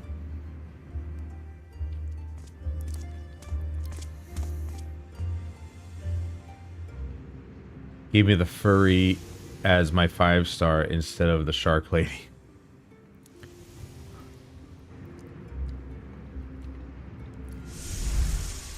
Well, I like ZZD because of the just because of the cyberpunk feel. It really gives me Scarlet Nexus vibes. And I really like the Japanese take on cyberpunk. It's just such a cool, it's a cool aesthetic. Meanwhile, the memories are stored in the core system to be remembered forever.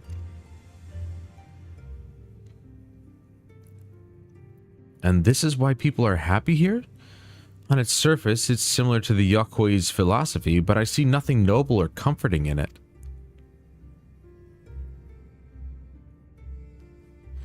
Well, it doesn't seem so terrible to me personally. All comes down to what you're used to, I suppose. Like the barrier encasing Alexandria, this system was created to overcome the calamity that transformed the world hundreds of years ago. Amidst the mounting death toll, scientists used Electro to devise a means to save what lives they could, so that the nation could endure.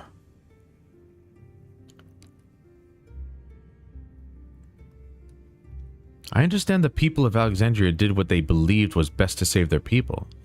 I just find it hard to believe that Turali would also accept this way of living.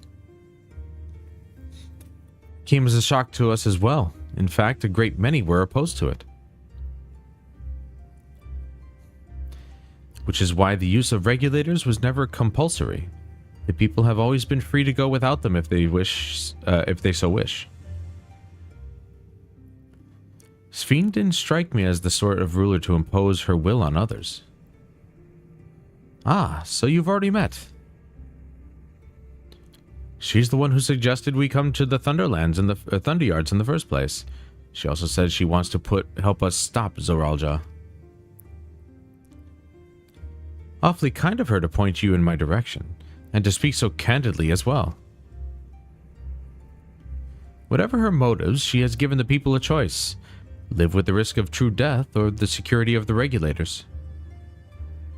It's literally a freaking altered carbon, essentially.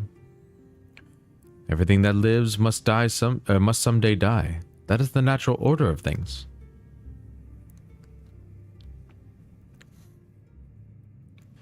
Quite right. But however you feel about them, it would be easier to understand what the regulators are capable of if you saw it for yourself. I know just the person to show you, and as luck would have it, they should be starting work right about now. Who are we going to see exactly? Come with me and you'll find out. Okay. By the way, I'm gonna finish this quest line so that way we can kind of just cap it off at a nice spot, because I've been kind of wanting to have my streams named after the quest lines that I'm doing, because that's what we did before. And now that people have gone through the quest lines, well, that'll be easier. And they're all available right there. Gone and Forgotten. Where are we at? 4th quest from the end of this line. Good.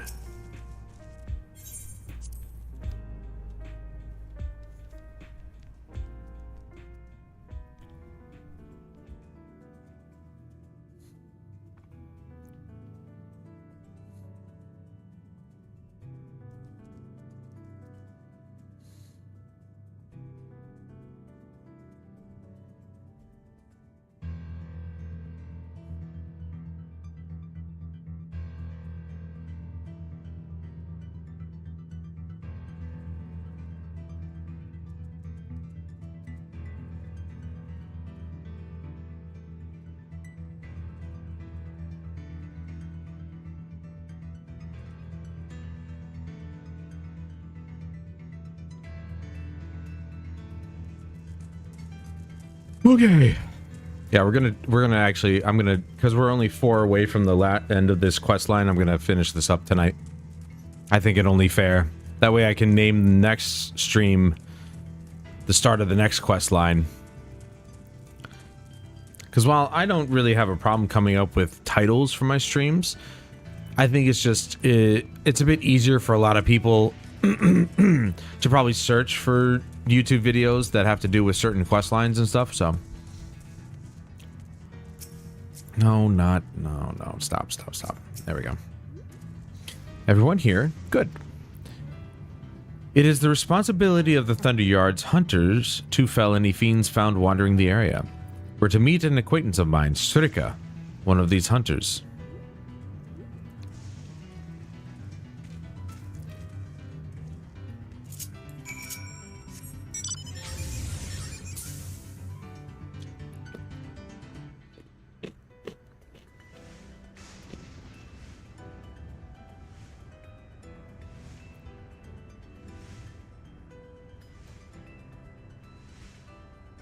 I like when someone purposely or proposes immortality. Everyone goes to the same saying, everything must die.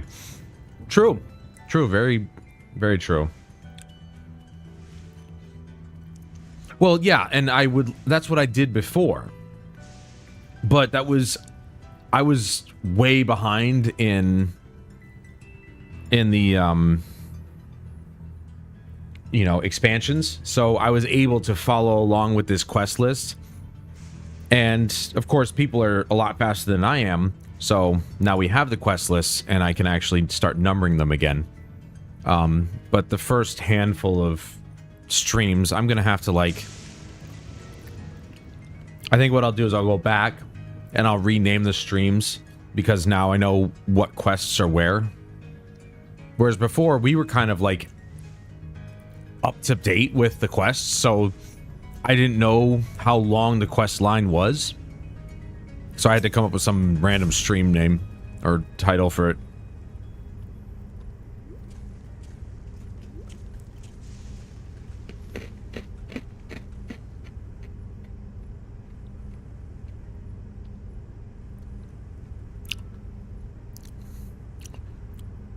Kafkiwa, what are you doing here? And with so many friends? Well, it should be in a playlist. Apologies for the interruption, but I was hoping they might observe you at work. Hunting, you mean? That's fine, I guess. Hold on. I assumed they were wearing special regulators like Queen Spheen's crown, but they aren't wearing anything at all. It's much too dangerous to be here without one. What if they're struck by lightning or attacked by beasts? I can assure you, they're all quite capable of looking after themselves. If anything should go amiss, I will take full responsibility. Well, don't say I didn't warn you. Danger aside, there isn't really much to see. Kafkiwa said you're a hunter. But wouldn't it be easier for those mechanical soldiers to guard this place? It would, if not for the fact that they're weak to lightning. The Thunderyard being what it is, they've been ordered to steer clear. Some good they are, huh? But these facilities are vital to the upkeeping of Alexandria's infrastructure, so it falls to the hunters like me to deal with any fiends. Given the danger, we're well compensated for our work. It's a perfect profession for anyone looking to build up savings. A special selection of souls for hunters isn't terrible either. Looks like we're going to be killing some things again. Hopefully more than 2 this time. I brought this lot here to see this danger you speak of. It's not too much trouble to ask. Ah, of course. In which case, it'd be a shame to waste my efforts on just any old beast. You all can handle yourselves in a fight, right? If you cause a ruckus slaying what critters you see nearby, there's a chance you'll draw out something worthy of a demonstration.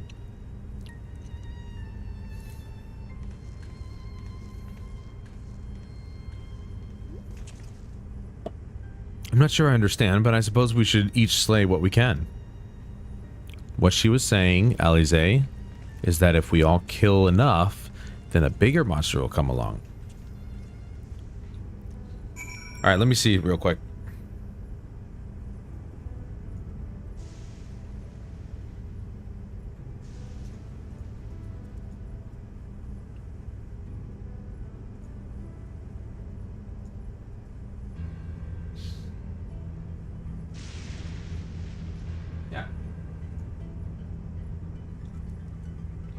Yeah, like I said, ever since Shadowbringers, I've put each episode in their own list, as well as an overall list of Final Fantasy XIV. So there's a playlist of all Final Fantasy XIV streams, and then each expansion has its own playlist. Well, not each expansion, whatever I've been able to record, because obviously Shadowbringers was the first time I was actually, you know, playing Final Fantasy in sequence on YouTube. The rest of the times it was on Twitch. So I don't have every expansion. I've just got the majority, like a good portion of Shadowbringers, and then of course the entirety of Endwalker. And then of course the entirety of this one. But they should all have their own playlist.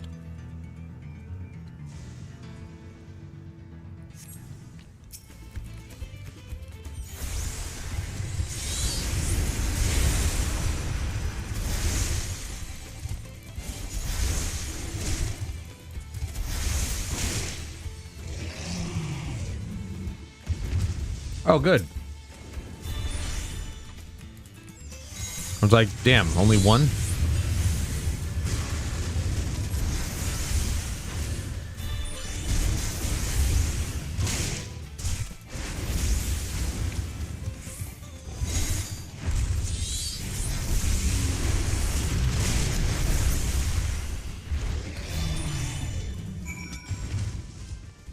It looks like we're going to do some more then.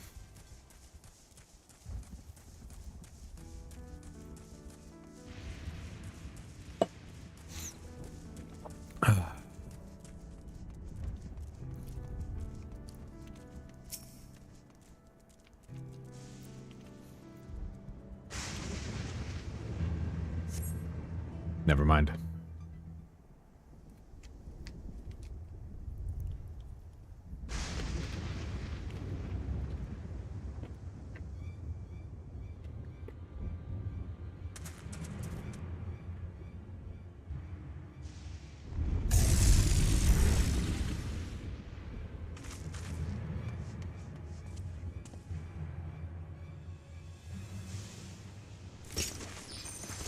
This one will do nicely.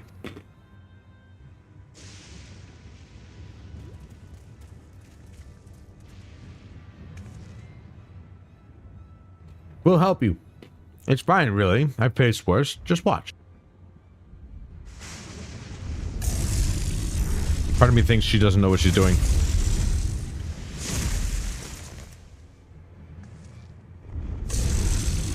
I don't like the look of this. Let's help. Look out! Ah! I told you she didn't know what she was doing.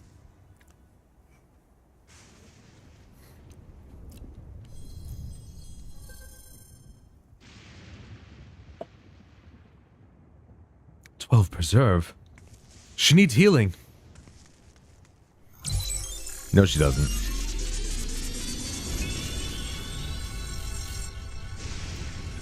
You know, what if that beast decided to actually start eating her? Would she just come back and half her torso's gone? Genji moment.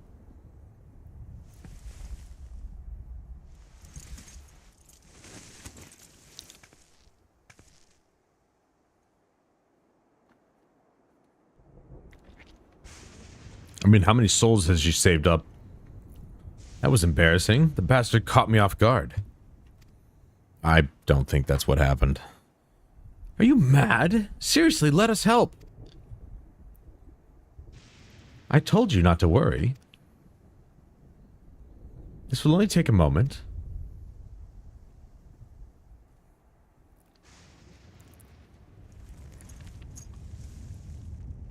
Those are some pretty cool freaking weapons, though. I wonder if you play like a monk or a monk, I guess, pugilist, if you will, if you get those types of weapons. What the hell is going on? She's like boosted her soul or something.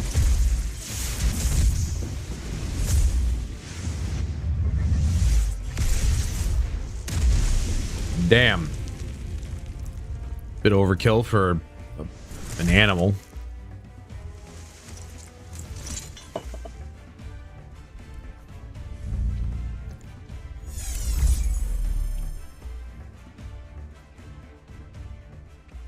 Just like ZORAAL.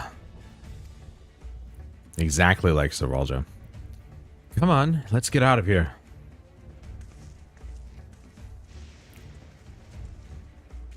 You know, one thing I haven't tried is playing keyboard and mouse on the PS5 with this monitor. I did it with my other TV, but that's a TV.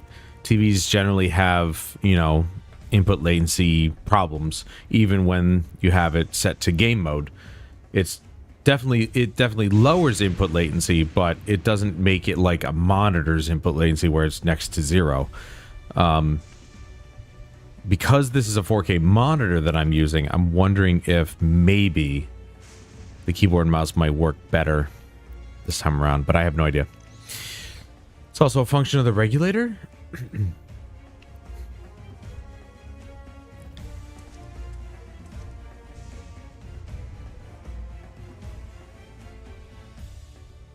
I mean, that's twice that we saw it now, so yes, that's a function.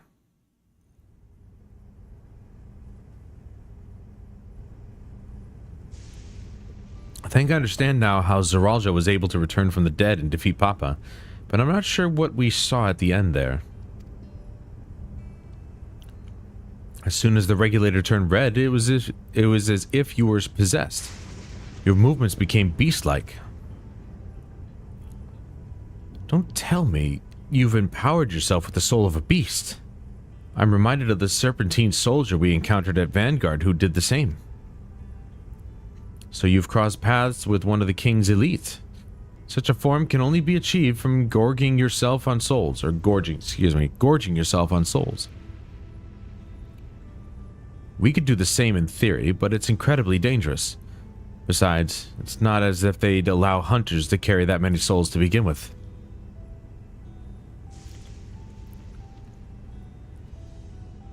Well, I should be getting back to work. Take care. Work? When we got here, you were standing around doing nothing. And there you have it. Regulators can be loaded with two kinds of souls, those of peoples and those of beasts. The souls of people can be used to grant the user preternatural strength. Naturally, they can also be used to ensure no one suffers an untimely death. And what about the souls of beasts? They work much in the same fashion, imbuing you with the strength of the chosen animal. If, for example, you use the soul of a wolf, you would grow more agile and feral, as you saw with Strika. Using several of the same type at once, however, would result in physical changes. Your teeth might become fangs, your nails claws. Too many and you'll become more beast than man. Changing one's form through the souls of other beings becomes more and more reminiscent of Voidsent. Yet, unlike the Void, where the cycle of death and rebirth is simply broken, souls here are forcibly taken before they might reach the ethereal sea. Different means to achieve similar ends. A cycle to which all within the dome are bound.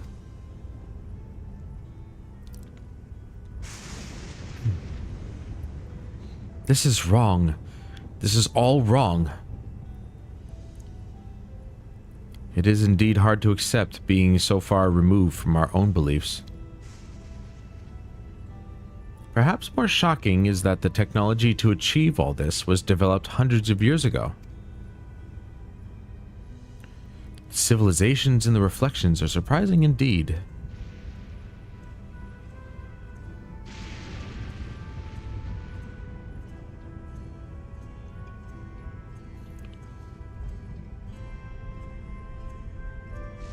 This expansion just got way more interesting.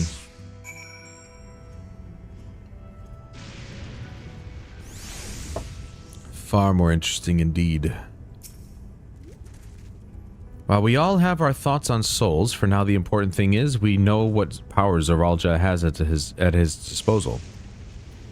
It is one thing to separate corporeal aether form, It is one thing to separate corporeal aether from incorporeal aether, but to strip memories from the soul entirely is unprecedented technology. This is no longer only Tuliyolal's concern. With his newfound powers, ZORAAL has become a real threat to the entire world. That he has. Indeed. He has to be stopped no matter the cost. Ba ba ba ba ba. The Void has been added to the Unending Codex. Zero has been added to the Unending Codex. Souls have been added. Yada yada yada. Ooh, tender shortcake. I'm in no need of these foods, but I'll put them in my storage for other jobs that I might want to level. I trust you've gained an insight into the use of souls in Alexandria. It's shocking, I know. I was overwhelmed myself at first. I expect you'll need some time to digest it all, but for now, let's head back to Earth and Sky. At this rate, there's something I want to discuss with everyone. Let's take a moment before we head into the tunnel.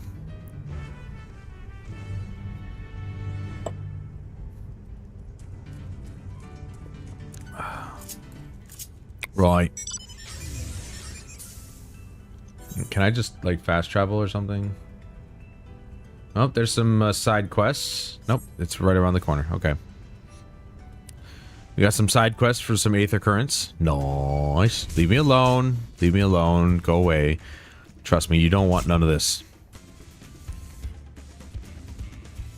How the hell would you hit me from there?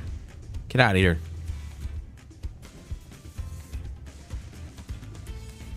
Of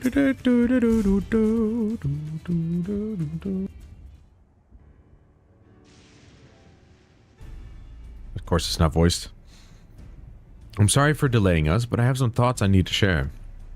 In both technology and values, it's plain here there's a wide gulf between Tuliyollal and Alexandria. And while ZORAAL knows everything about us, we know hardly anything about what he's become. Indeed, we haven't even seen what lies within that enormous tower, Everkeep. So here I'd like to make a proposal. That is, we work with Kafkiwa and her people.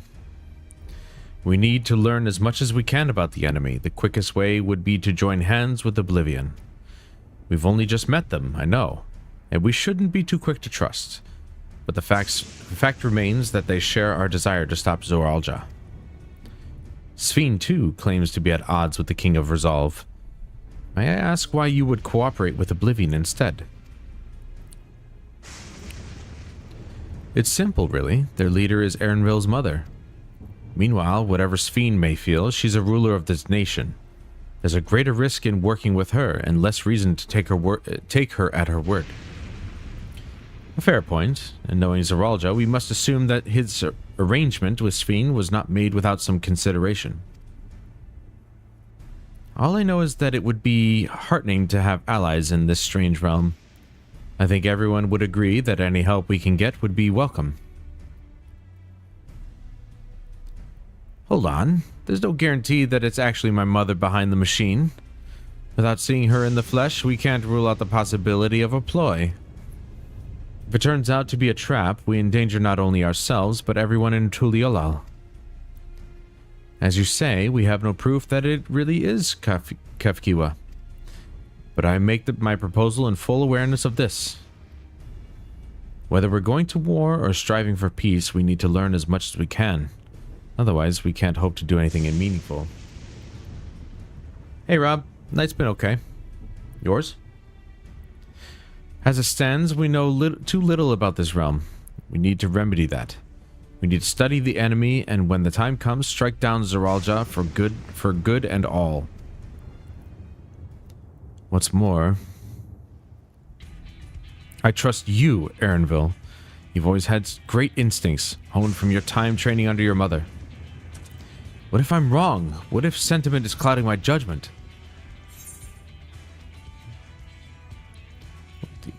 Sprung. If it's a trap, then we'll deal with it when it's sprung. It's always the way of it with you. Fine. If you're set on this, then I'll say no more.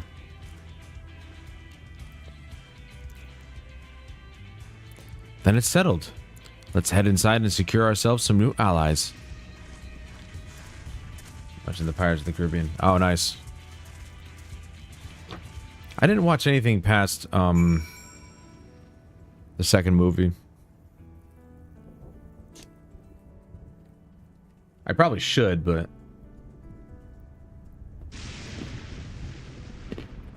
I can't imagine that I'll enjoy any of them beyond the first. The first one was just so perfect.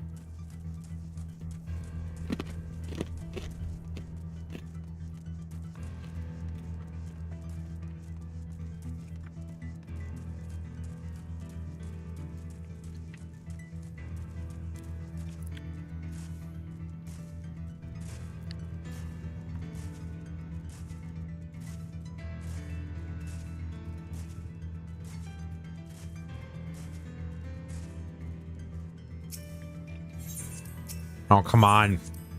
It's always on no.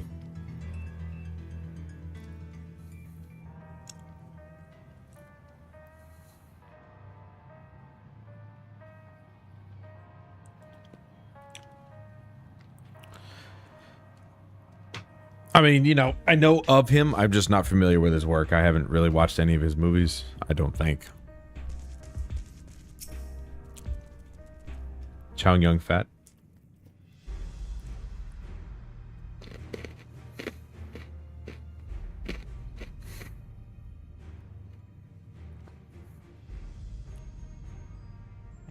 Kefkiwa, there's something I need to tell you and your people.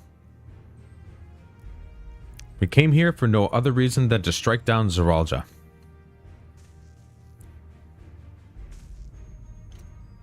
But I thought he was your brother.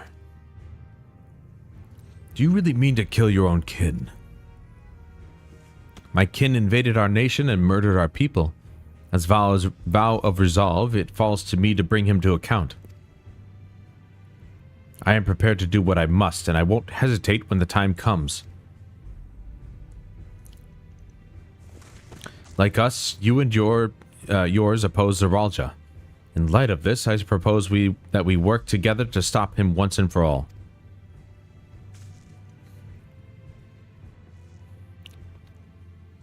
I realize that this is sudden, that it's a gamble to trust someone you've only just met.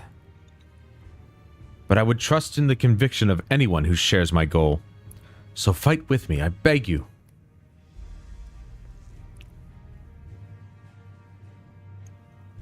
As you say, our goals align, and I don't doubt your resolve in the least.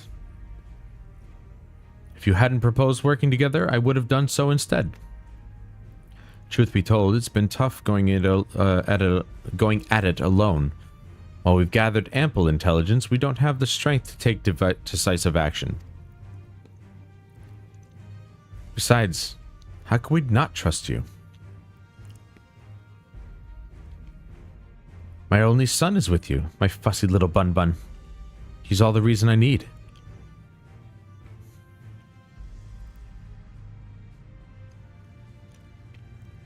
Then it's decided. Here's to a fruitful collaboration.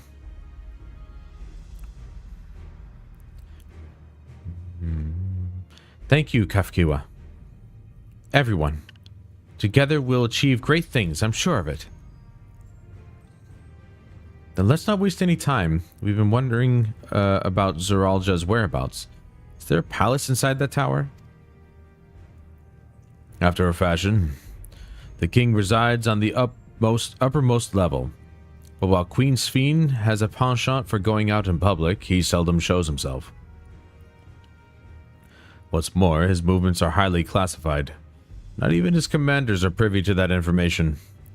If anyone knows where he is at any given time, it can only be the Queen.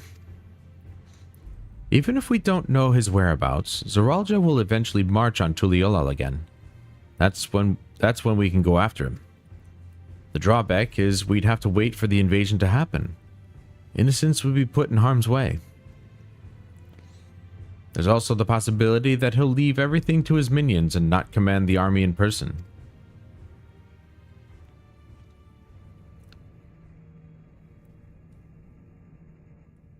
No, I know of him. I just haven't watched his stuff. I know what he's done, though. He's a huge influence on the movie industry. No, he'll take the field. What makes you so certain? My brother has always yearned to surpass our father. That's why he attacked Tuliolal. After waiting for 30 years, the first thing he wanted to do was demonstrate his newfound strength. But killing Papa didn't satisfy him, so now he's bent on proving himself stronger than me and Kona, who bested him in the right of succession. He challenged me to strike him down. He wants a duel to show everyone that he's superior to the Dawn Servant, and he won't let his minions deprive him of the pleasure. Then why hasn't he appeared and given you your chance? Surely he's aware of our presence here. At that, I can only guess. Perhaps he wants to dazzle us with his wondrous realm. But if he won't deign to appear, then we'll force him to do so.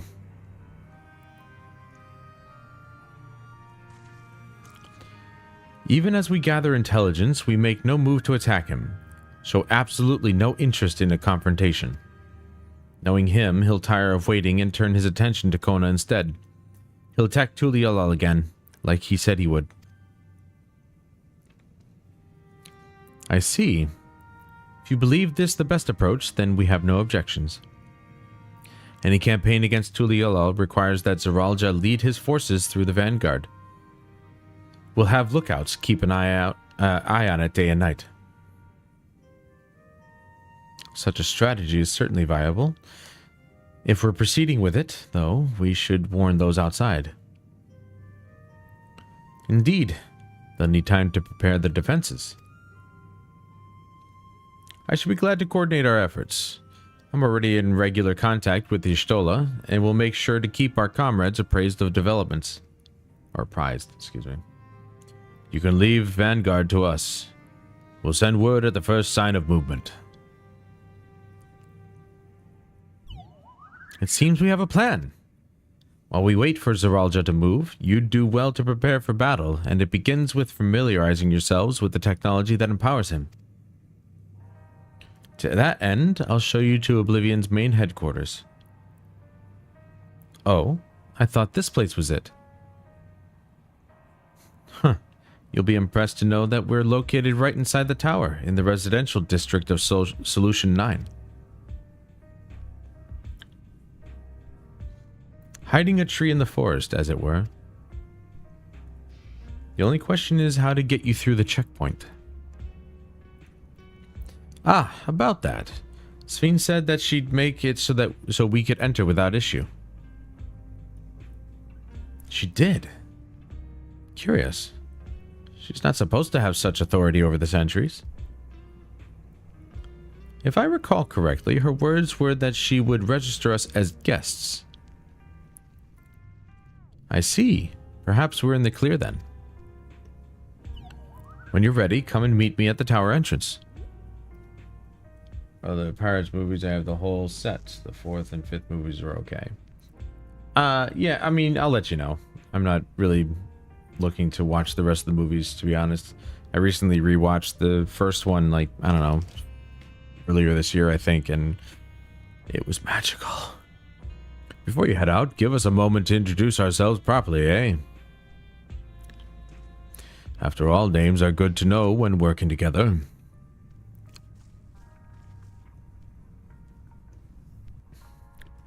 Well, this is, and I am, and she is. Oh, for God's sake. While Oblivion has operatives all over, we're the main crew here. I'm Geode, the leader of this hideout. And the dependable young twins behind me are Nostalgia and Wayakwe. I'm Nostalgia. It's a pleasure to meet you. My sister and I were born and raised inside the barrier. We've been with Oblivion for 3 years, and our main duties are surveillance and provisioning. Twins, eh? That explains the resemblance. Wayakwe is a Tonawatsan name, unless I'm mistaken. That's right. Our mother is Tuliolan, and our father is Alexandrian. They wanted to honor both cultures. They're beautiful names. Thank you. Though I have no memories of my mother, I like to think I carry a part of her with me. So, what made you decide to join Oblivion?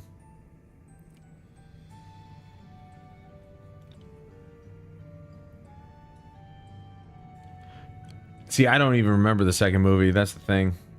So, I wouldn't have even known that it ended in a cliffhanger. We wanted to avenge our father. Ambrose was his name, and years ago he was taken away after a scuffle with a soldier over disagreement. It was a minor incident, so at first we clung to the hope that he'd be released.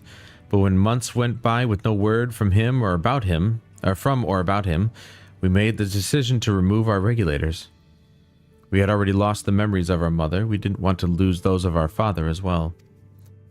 They've all forgotten about him now, everyone who had known him. Bastard. Even here, he thinks nothing of his own people. Sometime later, we were approached by a member of Oblivion, hoping to get justice for our father. We joined the Order. I'm sorry, I didn't mean to darken the mood. No, I appreciate you sharing this. Together, we'll avenge your father. Thank you. Something tells me you have what it takes.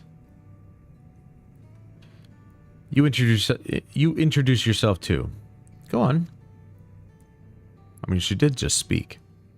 It's pretty much the same story for me. And while mine is a Tonawatsan name, I haven't the faintest how things are outside the barrier. It's my dream to go and see it with my own eyes. Our mother's homeland. Our peace is restored. You must come and visit. The wilds are beautiful and the food delicious and everyone is so nice. You'll love it. And that's us here. Oh wait, it's him. And that's us here. You'll meet others in the back room. That's our headquarters. Some of them are a little eccentric, but they have good hearts all.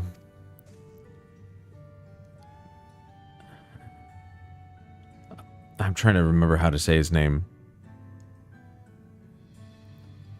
Eleneshpia.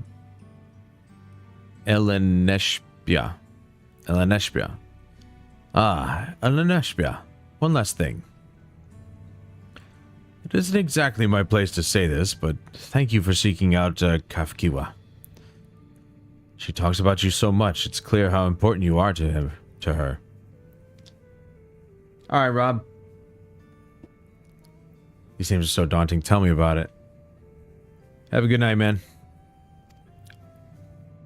That's all. Be good to your mother while you still can, eh? Well, we'll let you go now. Feel free to use this hideout as you like. Ba ba ba ba ba.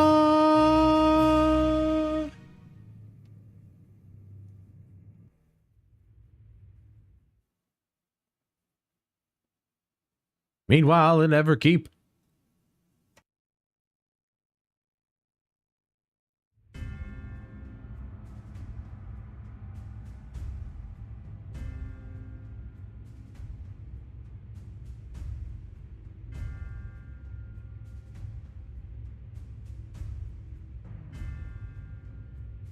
You've been consulting with Wook Lamont.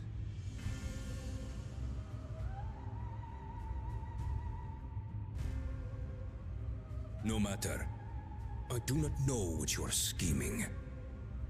But when your realm lay on the brink, you were powerless.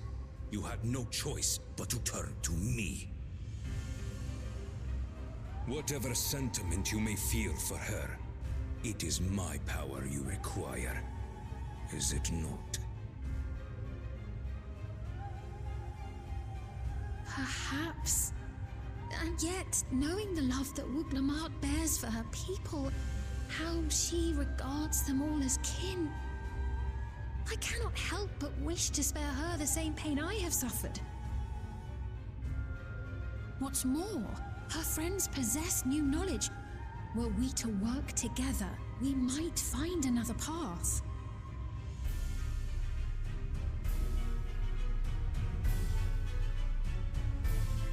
I know you're loath to consider it, but is there no hope for peace with Tuliolo? What we've already done may be unforgivable, but it needn't continue. You needn't kill your brother and sister. I slew my only flesh and blood. Yet you attempt to sway me with an appeal to family. The memory of my father's final moments still fills me with disappointment. Age came for him before I did. For long years, I sought to prove the miracle. And weak as he was, defeating him achieved nothing. To kill them is my only recourse. Wook Lamont and Kona, who bested him as he was in his prime. They are still your siblings, even if not by blood. That such bonds should mean so little to you. I am bound to no one. Serve none save myself. I made that clear when first you spoke to me in the Golden City. Remember, I can easily kill your beloved family. If you will protect them, cast aside any foolish notions. Your wisdom and abilities are valuable insofar as our goals align. So think well before you act, Queen of Reason.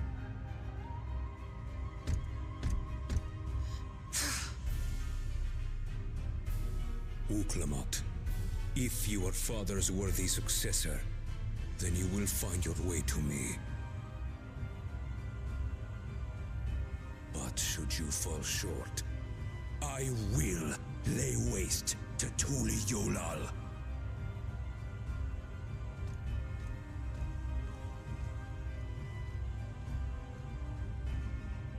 What now?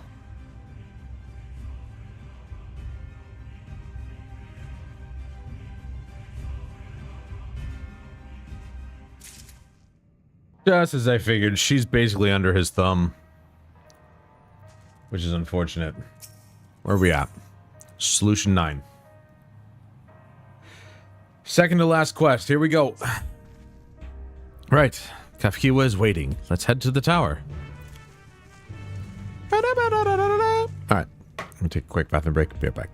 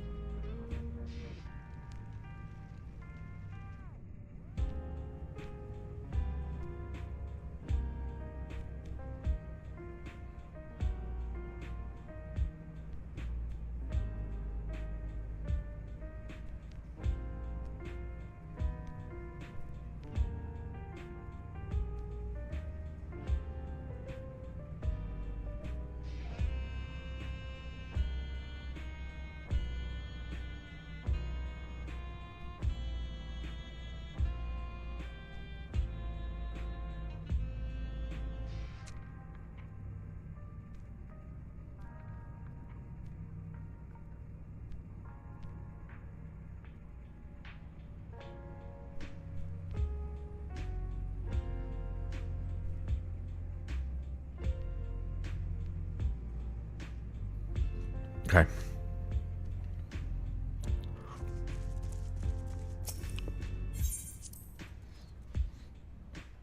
Whew. Okay, here we go.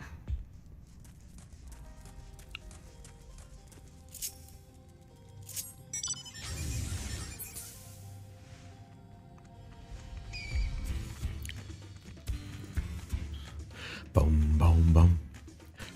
Boom, boom. Boom, boom, boom. Boom, boom, boom. This is not where to go. Somehow I knew. Yeah,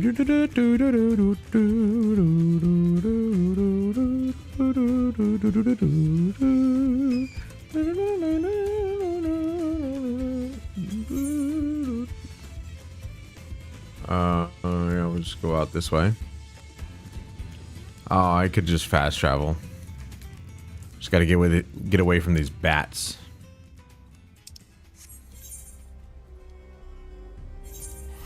Let's fast travel there.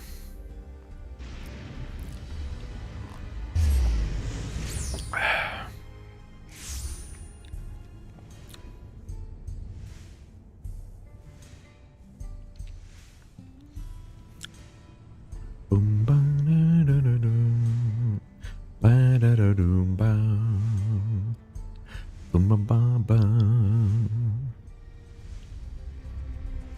So today I definitely ever since my last batch of grapes that I bought were just a bust, I actually ended up spending an extra $1 a pound and getting myself some organic grapes. They're bigger and more flavorful than non-organic, which is kind of sad. But you pay for what you get, and I paid an extra $1 for better product. Ah, there you are.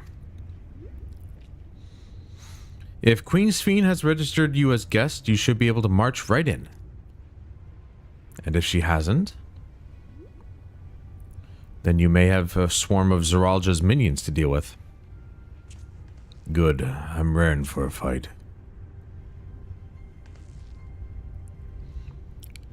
Nothing for it but to see if Sphene has betrayed us, eh?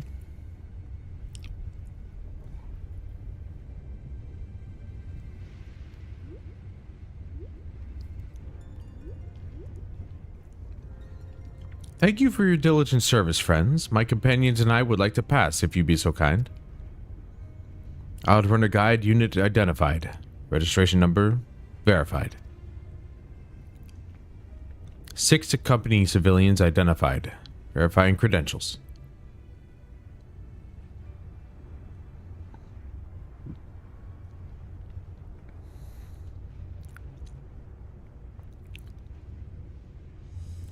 Credentials verified. Welcome, guests of Queen Sphene.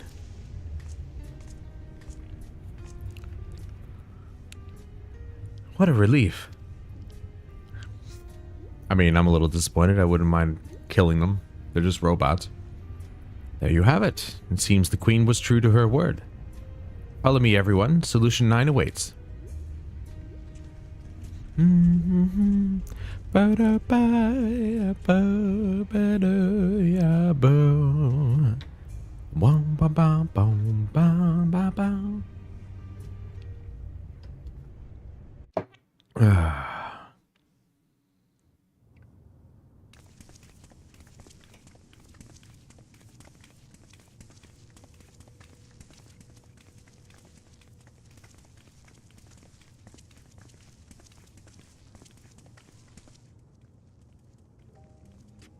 Everkeep, a tower of electrope piercing a perpetual shroud of storm clouds. Occupying the 9th level of this 12-tiered structure is a residential district called Solution 9. Now I know why my clothes look cyberpunky. In so naming their home, what hopes did its founders harbor for it? And did it prove the answer they sought?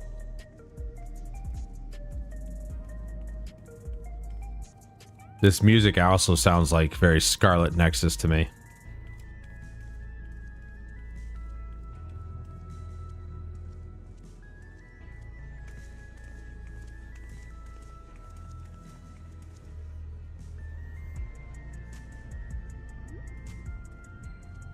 Spectacular, isn't it? There are more districts throughout the tower, including industrial ones, but Solution 9 is the largest.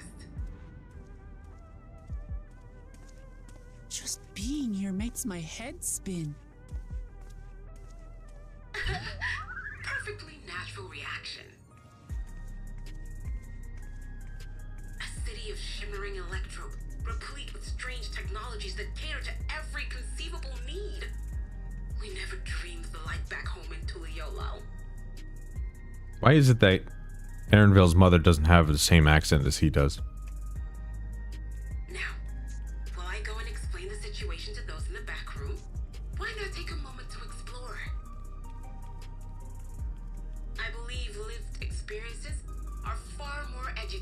Than dry explanations. And you want to know more about Sphene and ZORAAL's dominion, do you not?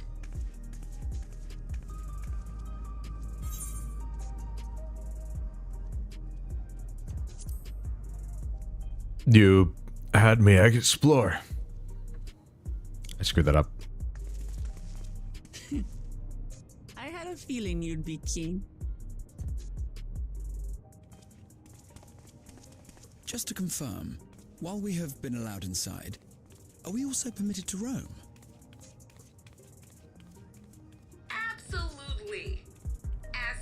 registered guest, you'll find you're exempt from the sentry scrutiny. The elevator to the uppermost level. I wouldn't go near that. But other areas should be fine provided you act like you belong. All right then, we'll show ourselves around. Yes. Familiarizing ourselves with the technology here will help us prepare for the battles to come. Try not to enjoy yourselves too much, or you're liable to attract attention.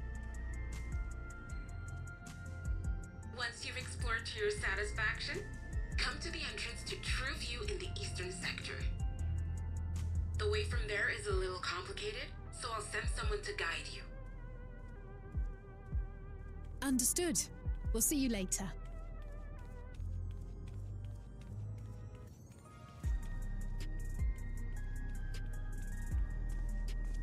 I shall speak with the residents.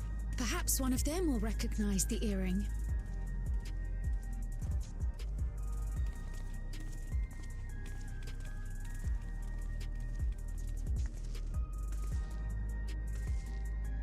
What's with this place? How can this all be the inside of a tower? So, what aren't you telling me? Where are you? That I can't reveal yet. Precautions, you understand. Just know that I'm safe.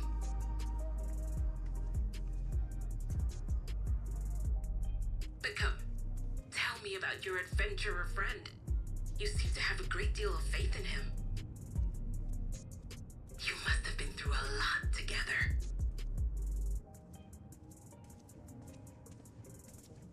You might say that. For instance, we found the entrance to the Golden City.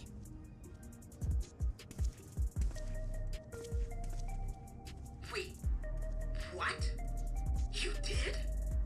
Eleanor, why didn't you mention this sooner?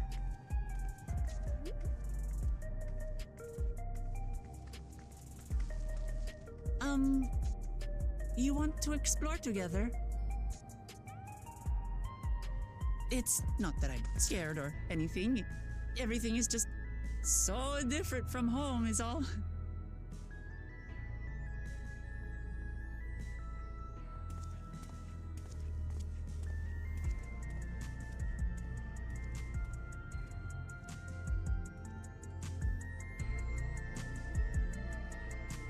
I mean, obviously my character's gonna say yeah. Duh. Tower's inside a tower. I see it, but I still can't believe it. For now, I say we proceed straight ahead. If we feel like we're getting lost, we can always turn around and go back the way we came. Well, let's get the Aethernet crystal, or Aetherite. First I'm gonna actually attune to this little guy over here.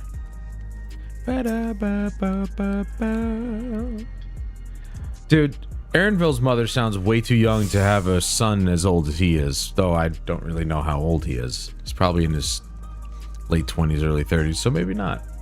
She herself sounds really young, though, so I'm curious.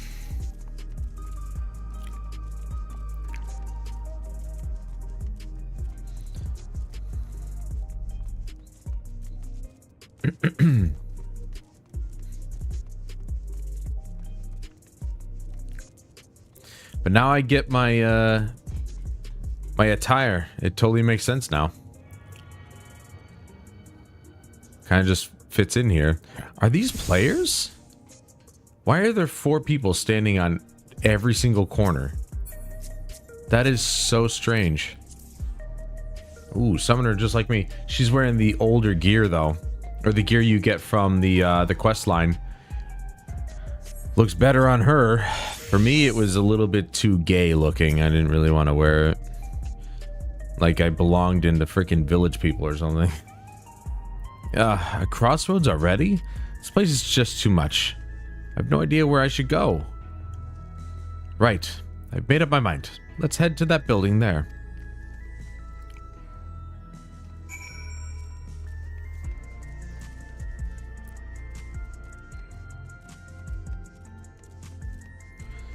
It just, like, that outfit just screamed leather-bound biker, and I'm just like, eh. No thanks. He looks better in this stuff anyway.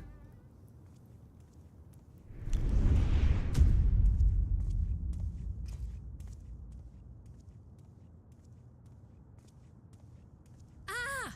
There you are! Lamati!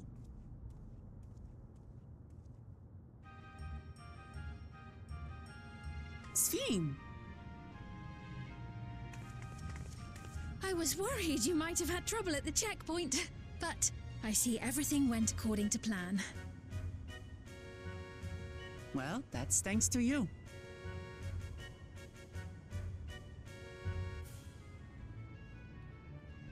Now, I know you've scarcely arrived, but I have a request to make of you. Oh, a request, you say? Yes, an important one.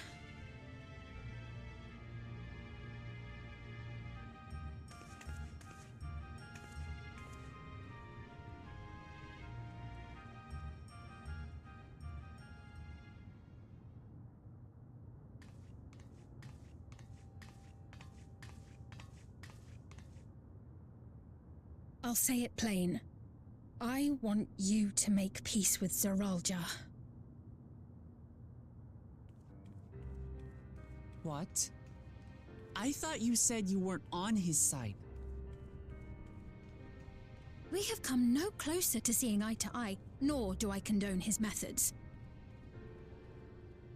Be that as it may, I don't want you to fight him. I don't want you to regret a decision made in anger and haste. Unequipped with regulators as you are, the risk is too great. I appreciate your concern, but you asked the impossible. ZORAAL murdered our father. His minions slaughtered our countrymen. He will never renounce his war.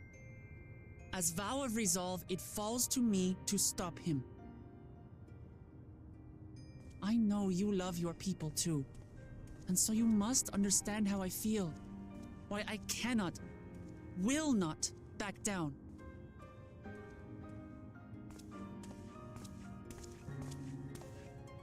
I do understand. All too well. Let me say only this then. ZORAAL will use any means to win. If you would protect your people, return to them at once and prepare. Prepare as best you can. It may ring hollow coming from the queen of an enemy nation. But unlike me, you still have the power to determine your own fate.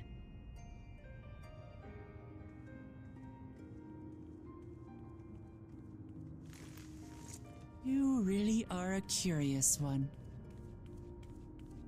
Look, you needn't worry for us. We have dependable comrades holding the fort in Tulihyolal. They'll keep everyone safe, so we can devote our attention to affairs here. Please.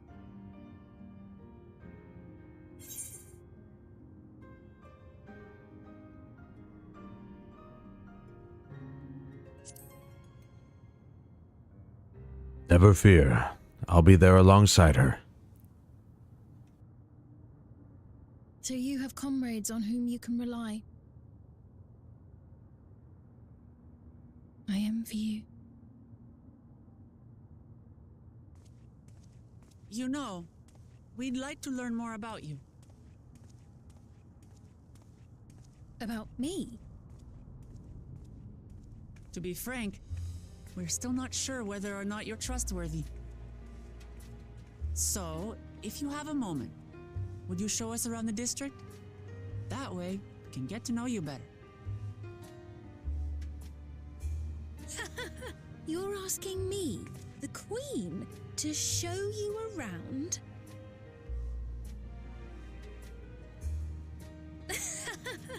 Oh, but I jest. I'm flattered that you've taken an interest in me.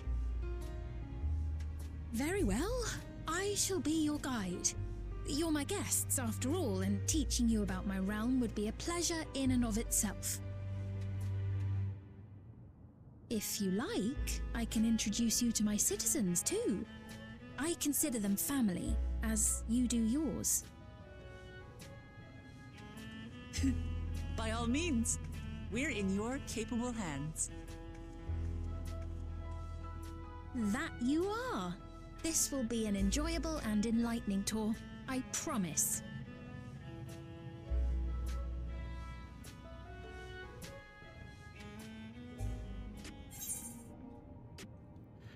Solution 9, all done. Last quest, here we go.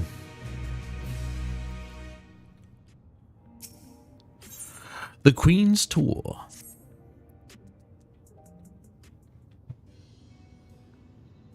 Let's begin then, shall we? I must say, I'm really grateful. This place is so vast and confusing, I didn't even know where to begin.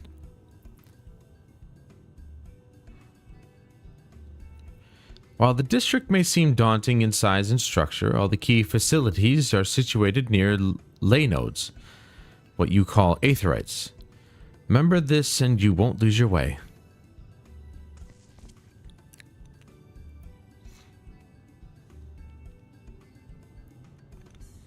Now then, seeing as it's right there, or right here, I will show you the Nexus Arcade first. Please follow me.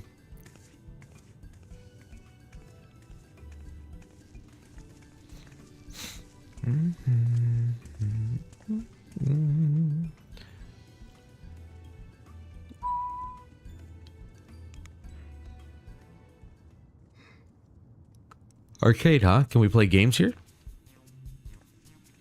I see motorcycles in the back. Wait, this wouldn't be something like the golden chocobo, would it? This complex is home to all manner of shops, from food and daily necessities to technological conveniences. You can find most everything here. Everkeep's interior is vast, as you observed. This arcade makes it possible for people to acquire what they need in one centralized location. Amazing. How do you get to the upper levels? I don't see stairs. Do you see the glowing pattern over there, over yonder? This is an automatic conveyor, or elevator. Such contraptions are found throughout Everkeep, allowing us to swiftly move between faraway places. That will spare us some walking. Are they also made from that strange metal? What's it? Yes, the conveyors are powered by electrope. As a matter of fact, the ore is integrated into just about everything in Everkeep, even the floors and walls. By etching arcane circuits upon it, electrope can be used to convert lightning energy to those of other elements. In doing so, we can achieve various effects. For instance, a conversion to wind produces flotation, which is required for the propulsion of our flying vehicles. A conversion to fire, meanwhile, produces light and heat, and it is employed in devices such as street lamps and heaters. There are even self-heating cups that keep your drink warm.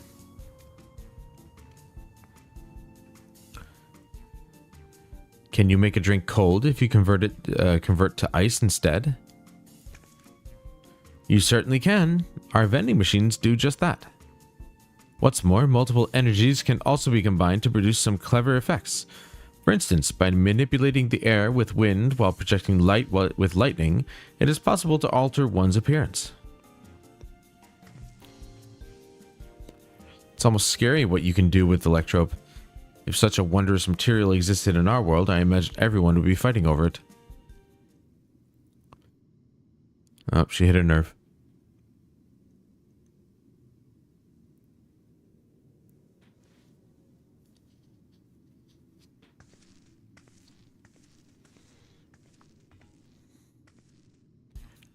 She's not telling us the truth. The whole truth, that is. The shop over here, what does it sell? Ah, yes, let's go and take a look.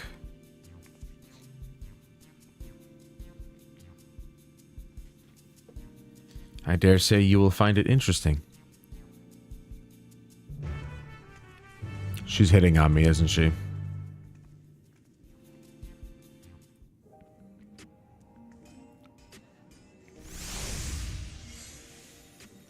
Oh, wow. Okay.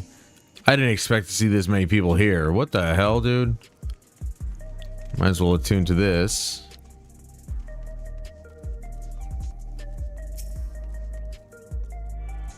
And somebody is sleeping on the ground. Is she homeless? I mean, I guess technically we're all homeless at this point. Given the fact that getting a house is actually impossible in this game.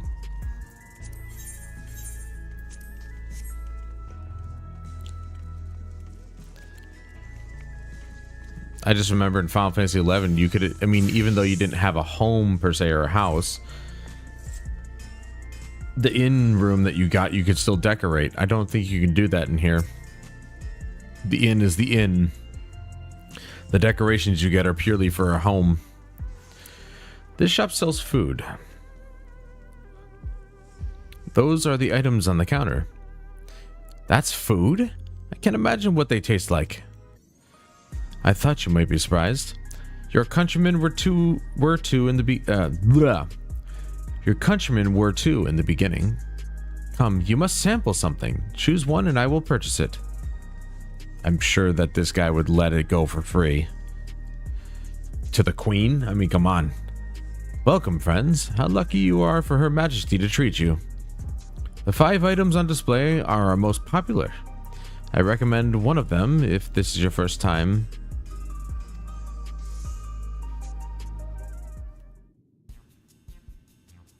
Select an item that interests you.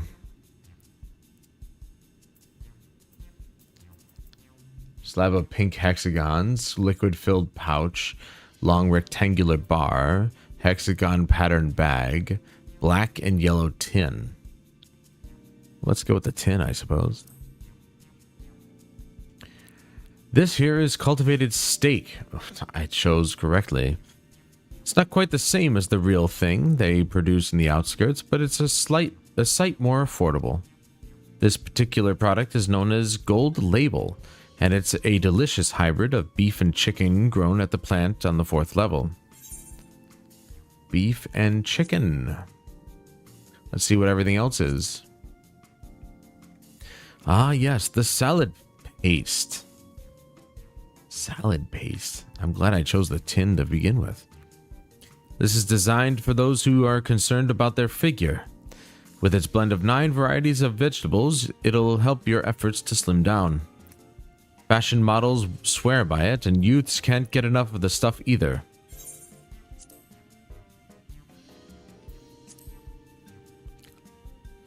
Keen on the perfect meal bar, are you? It's all the nutrients your body needs packed into a single foodstuff. The flavor is formulated to never taste dull, and one bar will satisfy you for a whole day. Many folks prefer this to taking multiple meals. Well, then maybe they should do what I do and only eat one meal a day. Ah, the revive... What the hell is that? Revivifying tonic? I've never seen that word put together quite like that. I take it you're thirsty. The flavor is a sublime blend of sweet and salty, and it stays fresh for over 10 years thanks to the special container. 10 years?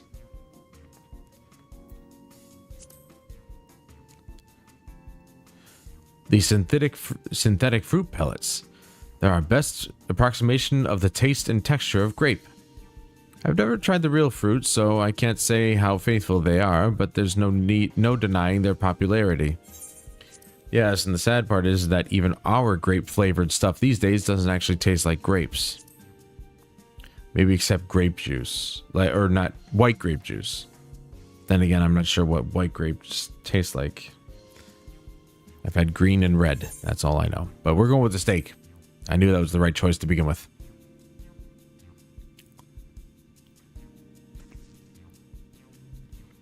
While they're all very tempting, I'm going to have the steak like you, Valtamont. I'm absolutely starving. Thank you for your custom. This being Her Majesty's treat, it's bound to taste all the better. Say, would you mind sampling your selections here and now? It's been a long time since we've had newcomers, and I'd love to see your reactions. Okay, that's weird. We got a crowd. Random. This is a great chance to learn about Alexandrian culture, Valtamont. Let's dig in. Probably, I mean, steak and chicken, or beef and chicken. Ugh. All right, here I go.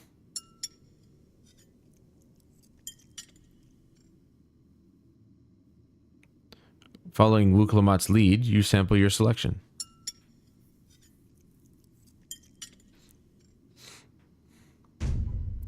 Amazing! Never had any meat like this before. It's tender like chicken, but flavorsome like Runik. And the spices give it just the right amount of kick. I could eat this every day. Who would have thought chicken and beef went together? Ha! Don't mind them. They're just happy to see your honest reaction. And how about you?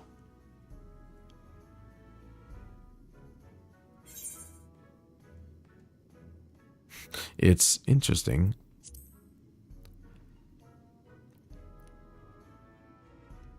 It's fantastic.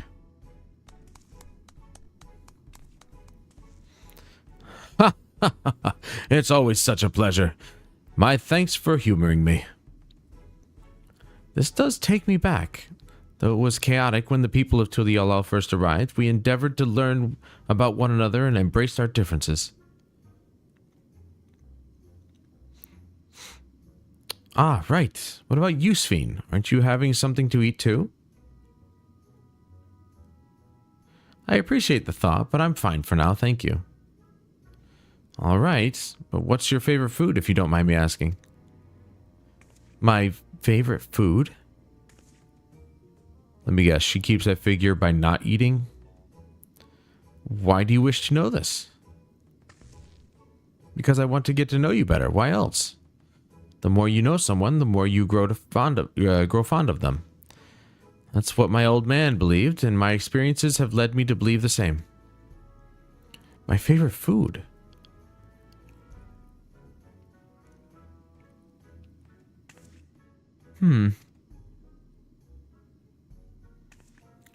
Is it such a difficult question?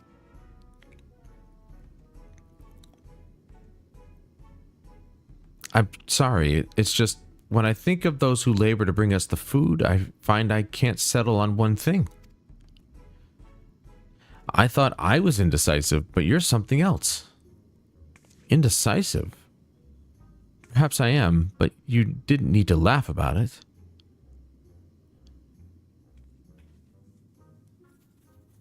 What the hell is this? We got a little spy among us. It looks like I kick him across the frickin' room. I don't know about you, but I'm satisfied. Let's keep moving. Very well. Next, I was thinking of showing you the residential sector, but it's in parts, so I can tend to personal matters. It's a visitation to be precise, and I believe it will be educational for you as well. Would the two of you mind accompanying me? Not at all. Wonderful. Let me know when you have seen enough here, and we'll make our way. No, not her. Obviously, we're going to keep going. Ready? Then let's head to the residential sector. It lies to the southwest. As we walk, I would be glad to tell you about any places of interest that we come upon. So we'll come out, accompany me, yada yada yada.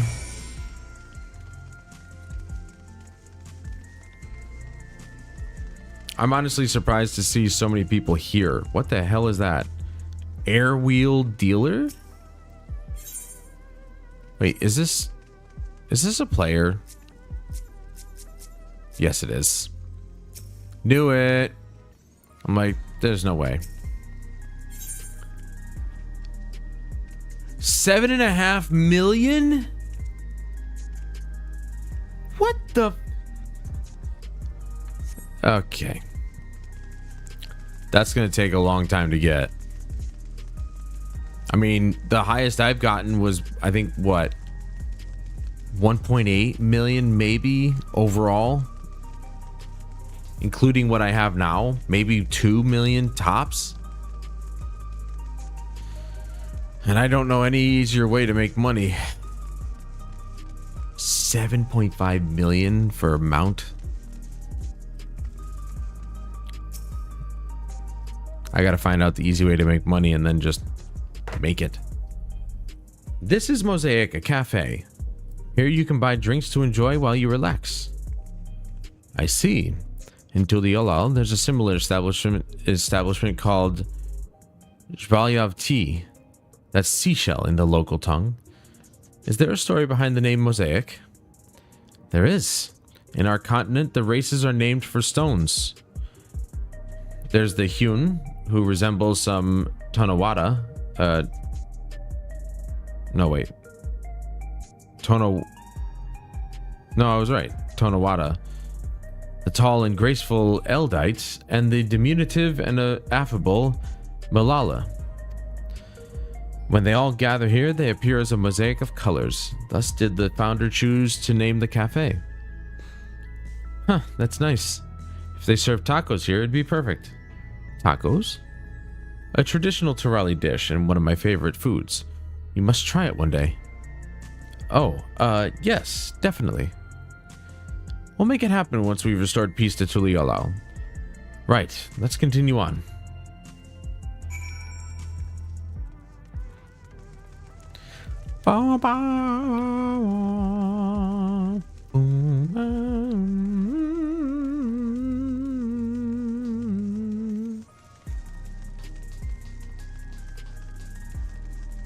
Also kind of reminds me of Final Fantasy XIII's tracks a little bit. Let me go around this and get this first.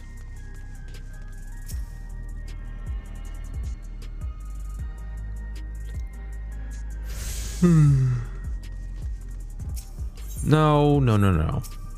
Talk to Sphene. And here we are. These buildings are where our citizens live. Oh, wow. They're massive. Each one is bigger than the palace. They have to be, for just about all Alexandrians have apartments here. Lest you wonder, I'm here to visit some people. Their apartment is in the building on the left here at the residential radius 914. Residential radius? That's right. Come, the door opens automatically.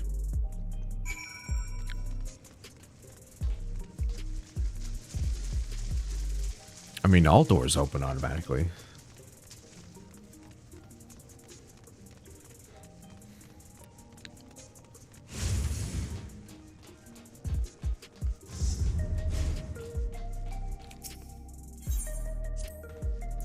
This is the lobby, a common area for residents. I see. And what does that machine there do? Ah, the concierge. They look after the residents.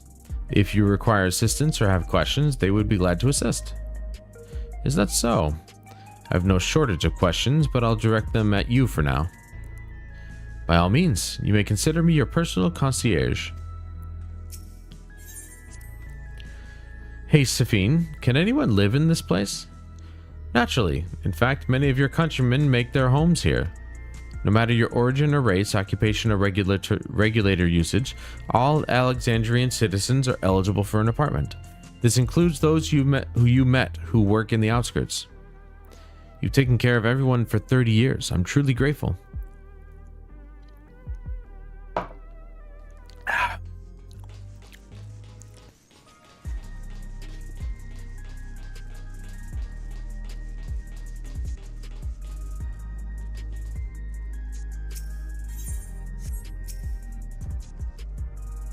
This is the place. My mother and son live here. Please let it be voiced.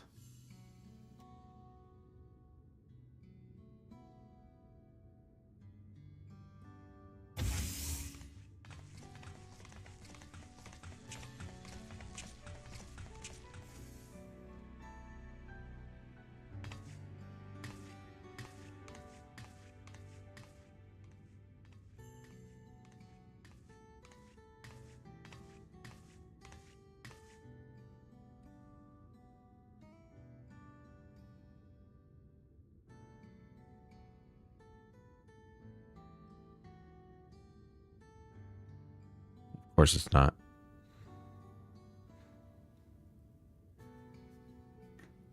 Hello, Isadora. Your Majesty, you came. I have friends with me today. Is that all right? Of course. Friends of the Queen are friends of ours. Please, make yourselves at home. She stole my jacket.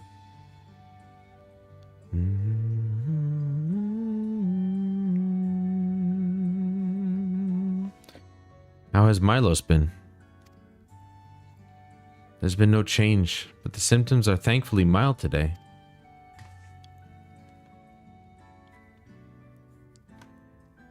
Hello, Milos. Have you missed me? Dude, I don't know what young boy wouldn't, right? Come on. My son was born with Levin sickness, a severe etheric imbalance towards lightning. As a result, he suffers from paralysis. He cannot walk and struggles to speak. For a blessing, he still has his hearing, and even on bad days, he can communicate with his eyes. I see. Sphene visits often, does she? She does. Milos simply adores her. He sometimes even manages a smile when she's here. Yeah. Why wouldn't he? Look at her. Right? What of yourself, Isadora? How are you holding up? You needn't worry about me, Your Majesty. You always make time for us, and we have everything we need.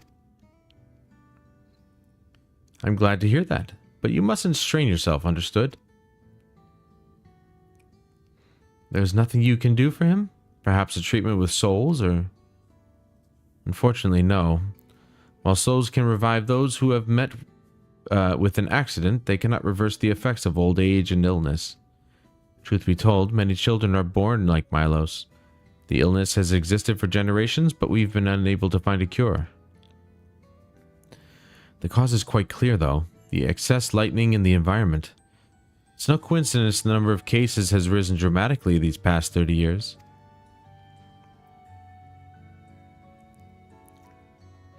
It's all my fault. What was that? Dude, she's literally hiding everything from us. I'm sorry, Isadora, but I must be going. I promise to make it a proper visit next time with treats to share. There's no need to apologize, Your Majesty. If it weren't for you, Milos and I would still be here. Or wouldn't still be here.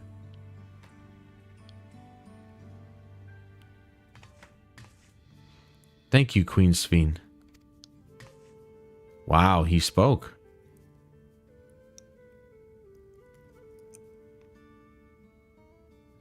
It's my pleasure, Milos. I'll be back soon, so be a good boy. For your mother and for me.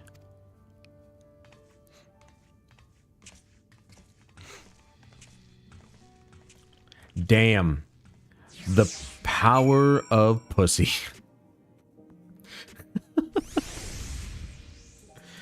Come on. A young boy with a beautiful woman in front of him. You don't think he's not going to try? He's going to try his hardest for her. My thanks for accompanying me on the visit. The illness is a part of life in Alexandria, and I thought that you should know about it. We'll find a cure one day, mark my words. We'll make it so unfortunate children like Milos smile again. Well, he did, though. Okay. We done did it. Look at her. She's looking at me. Yeah, but if he was gay... Yeah, well, I mean, if he was gay, obviously, it wouldn't make a difference. But, I mean... Who could be gay with her around?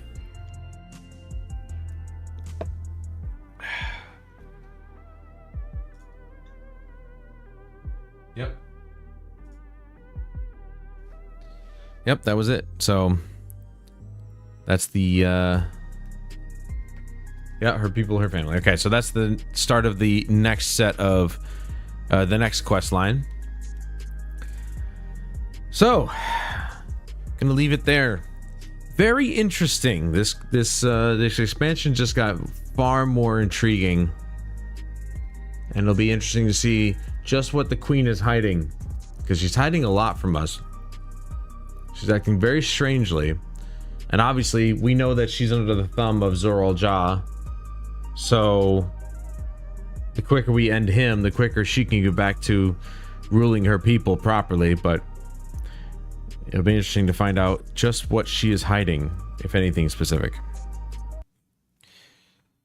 But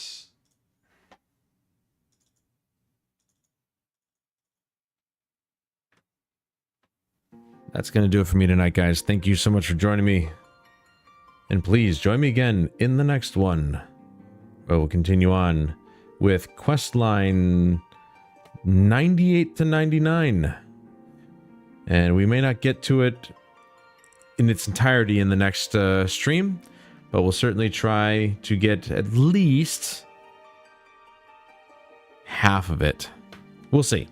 We'll see. Like I said, next week is the start of the bowling season, so we won't be streaming until about 10 p.m. Eastern standard time? Daylight time. Still daylight time right now. Eastern time. So 10 p.m. next Friday.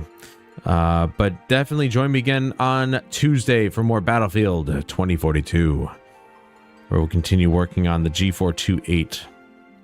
And I don't expect there to be any new unlockables. No doubt that there won't be. But hey, if they bring it back, great. I'm game for that. But until then, I'm Adam Wolf. This is Final Fantasy XIV. And I'll see you guys later.